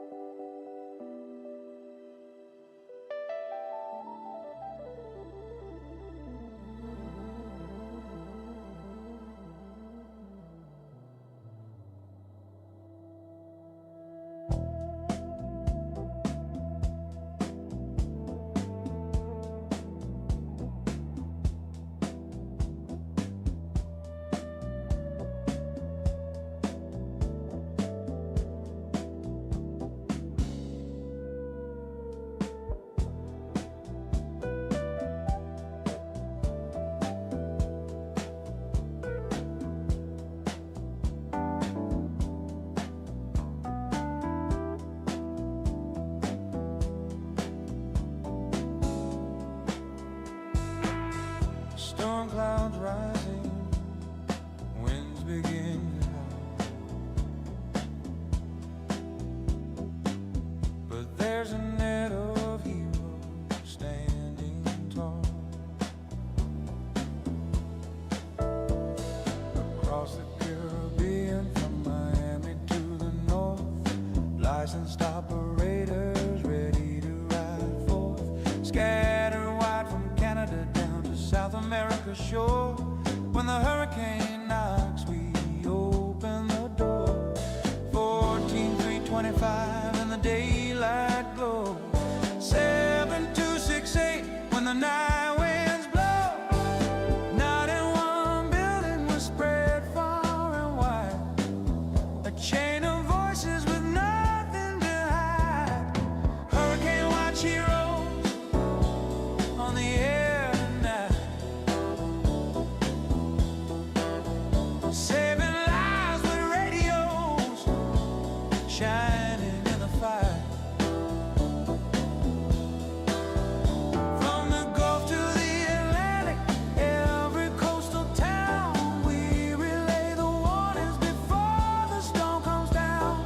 Hurricane watch net, volunteers so true, brave hands standing ready for me and you. Hurricane watch hero, we won't let you down.